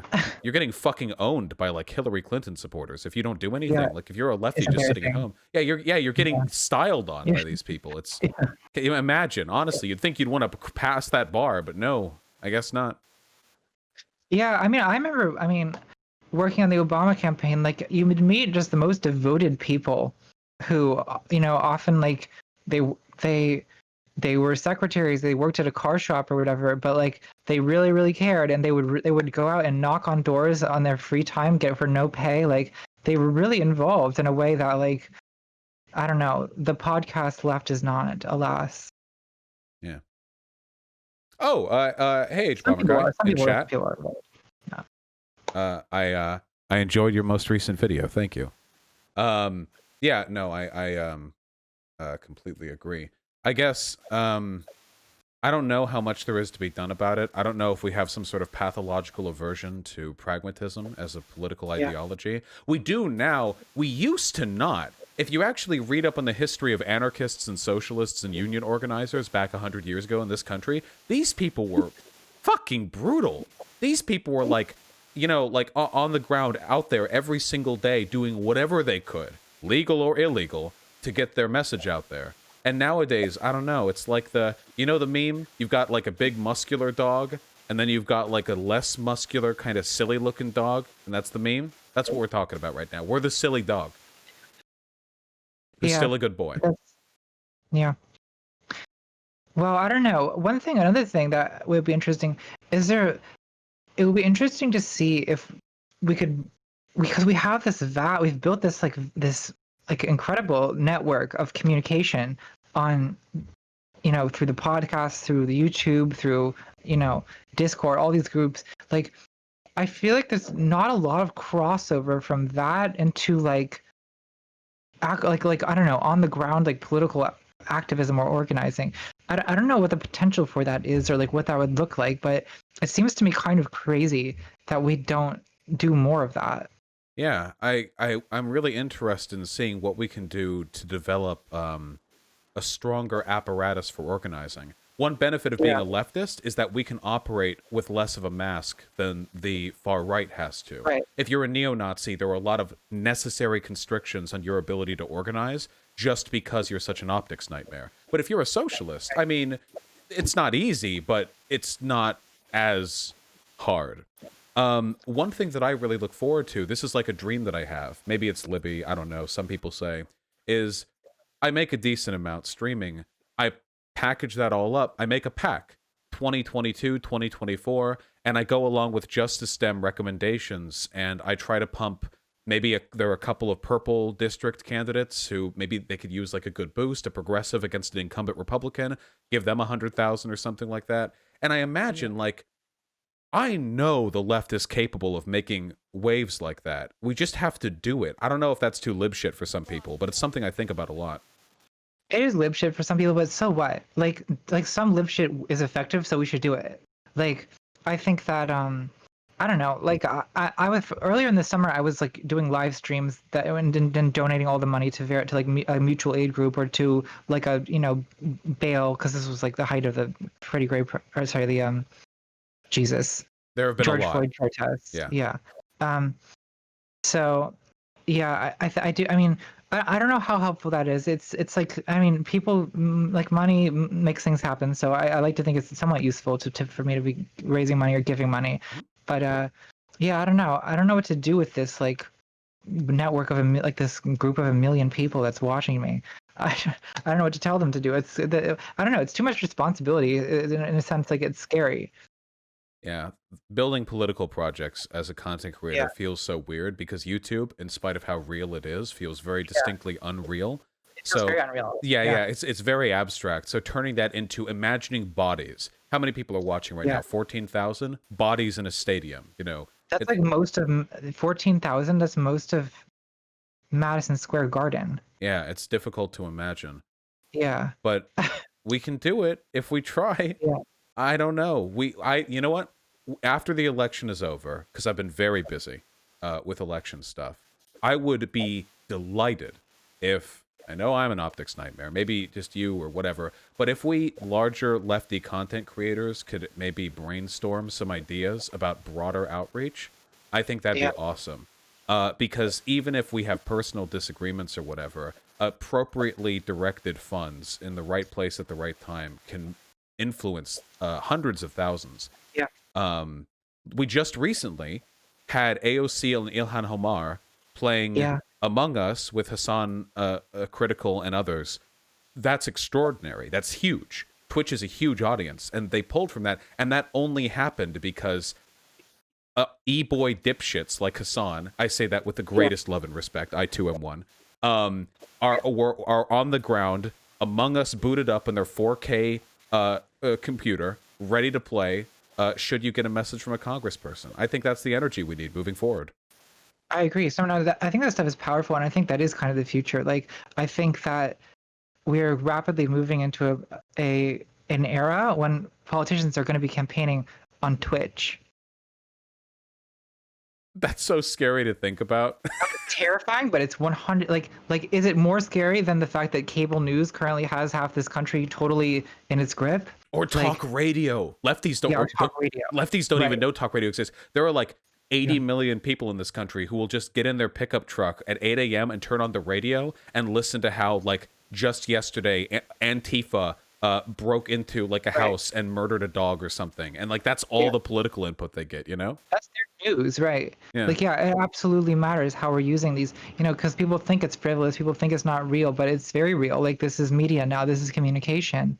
And like taking it seriously is actually, I think, kind of convincing ourselves to take it seriously is actually something we need to work on doing.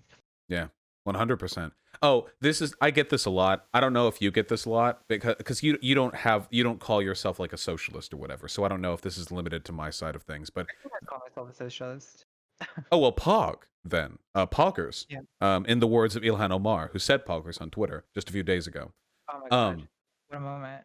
Oh, it was a very Vogue. I'm not sure what the terms are, but yeah, Vogue, Epic based, on fleek. Thank you, uncucked. Thank you, nailed it.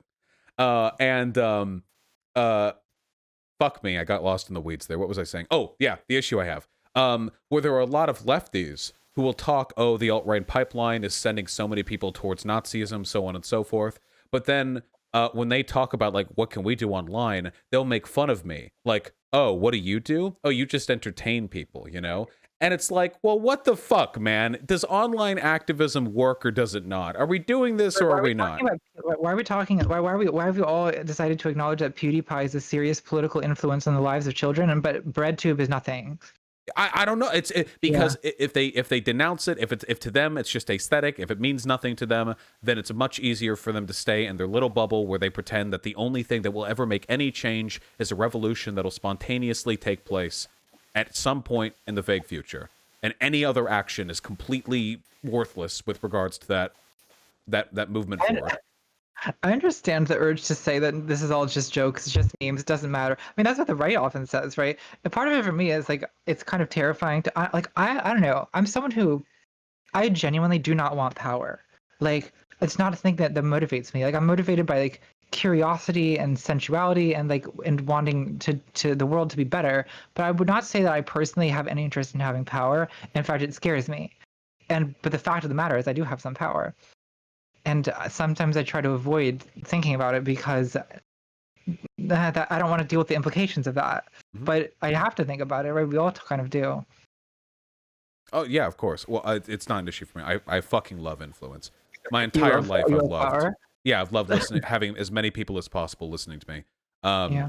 But I think it's it's a worthy pursuit in the sense that, as far as I'm concerned, the metric, if there's like a metric that I measure my influence by, it is entirely by how good I think the world is for my birth.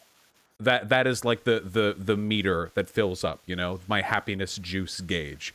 So if I was some massive YouTuber or something and all I did was play video games or whatever, I don't know if I could be happy with myself, like conceptually. Not because I don't love video games, I do, but if there was ever an opportunity for somebody to do good like that and they denied themselves that chance, I just don't know how I feel about that. I know you're trepidatious. You've done enormous good. So I think you're well beyond criticism in that specific sense, Well, I'm glad you think so. I mean, I'm also someone who, like, I'm like you, like in some ways what I want to be is an entertainer. Like, I don't know, I really love, like, well, as you put it, my looking fancy with pretentious music. And so I'd be happy to just do that. But I think I do feel on some level that, like, if I'm going to be speaking to people, like, I have an obligation, I feel, just to, like, be talking about things that I think matter. And so I feel like, even if what I do is entertainment, it's like very, like, politically conscious entertainment, because I don't know, that's where my mind is. Like, I tend to, that's what I care about. So, even if what is more pleasurable to me is like the more raw entertainment, like, stuff. Well, all of your videos have been politically relevant. Even the most you video was probably the shame one, and even that was very well wrapped up in progressive politics and such. And I can't imagine you would ever make content that even came close to apolitical. much less Yeah. conservative leaning, certainly. Well, even when I think about content, that I was like, what if I do a video that's not about politics? Like, I deserve a break. Like, it somehow ends up being about politics again. I don't Like think cringe. I don't Like think that's cringe is 100% about politics, even though it's about this thing that doesn't appear political. I don't think there's any getting away from that, honestly. Once you've been politics pilled, I don't think you can ever go back Yeah. to the misinformed belief that there was any element of our society that isn't steeped in Political, yeah. yeah. I agree. We took the red pill. We 100% did. I'm kind of burning out a little bit over here. Yeah, I we've been think, talking for over 2 hours. yeah, I think 2.5 hours is my I need a break moment. Not a professional live streamer, I see. No, I'm not. I tease. I really appreciate you coming on. I should probably head soon anyway because I would love to get some food before the presidential debate. That's a good idea. Yeah. I should do that too. And yeah, thank you so much for having me on. This was this felt very fulfilling to me. Oh, well, likewise, and thank you. You're absolutely free to come on literally anytime. Before you go, though, one quick thing: are you looking at my stream? Can you see my camera? I can't. Okay. I'm looking at Discord. I can find it Gotcha. on my phone. Wait, hold on. I can turn on cam. I think my camera is set up in a way that I can actually put out 2 inputs. 1 second. Hyena, deploy the baby. We got a new cat. Hold on. Oh yeah, I do need the cat. Okay, there we go. I see you now. Nice. Okay, it can deploy 2 outputs. All right, now we patiently wait for the deployed baby to arrive. I really do appreciate you coming on. You can come on anytime after videos. Things are going to slow down a little bit after the election with regards to my content. That's how it works. And I really want to commit to this project of a more responsible online left, insofar as it can be done in whatever way you'd like to discuss that. And here's a baby. Look at this disgusting. Oh my goodness. Look at this. Look at this. Look at this rat. This Egyptian. Look at this thing. Egyptian deity.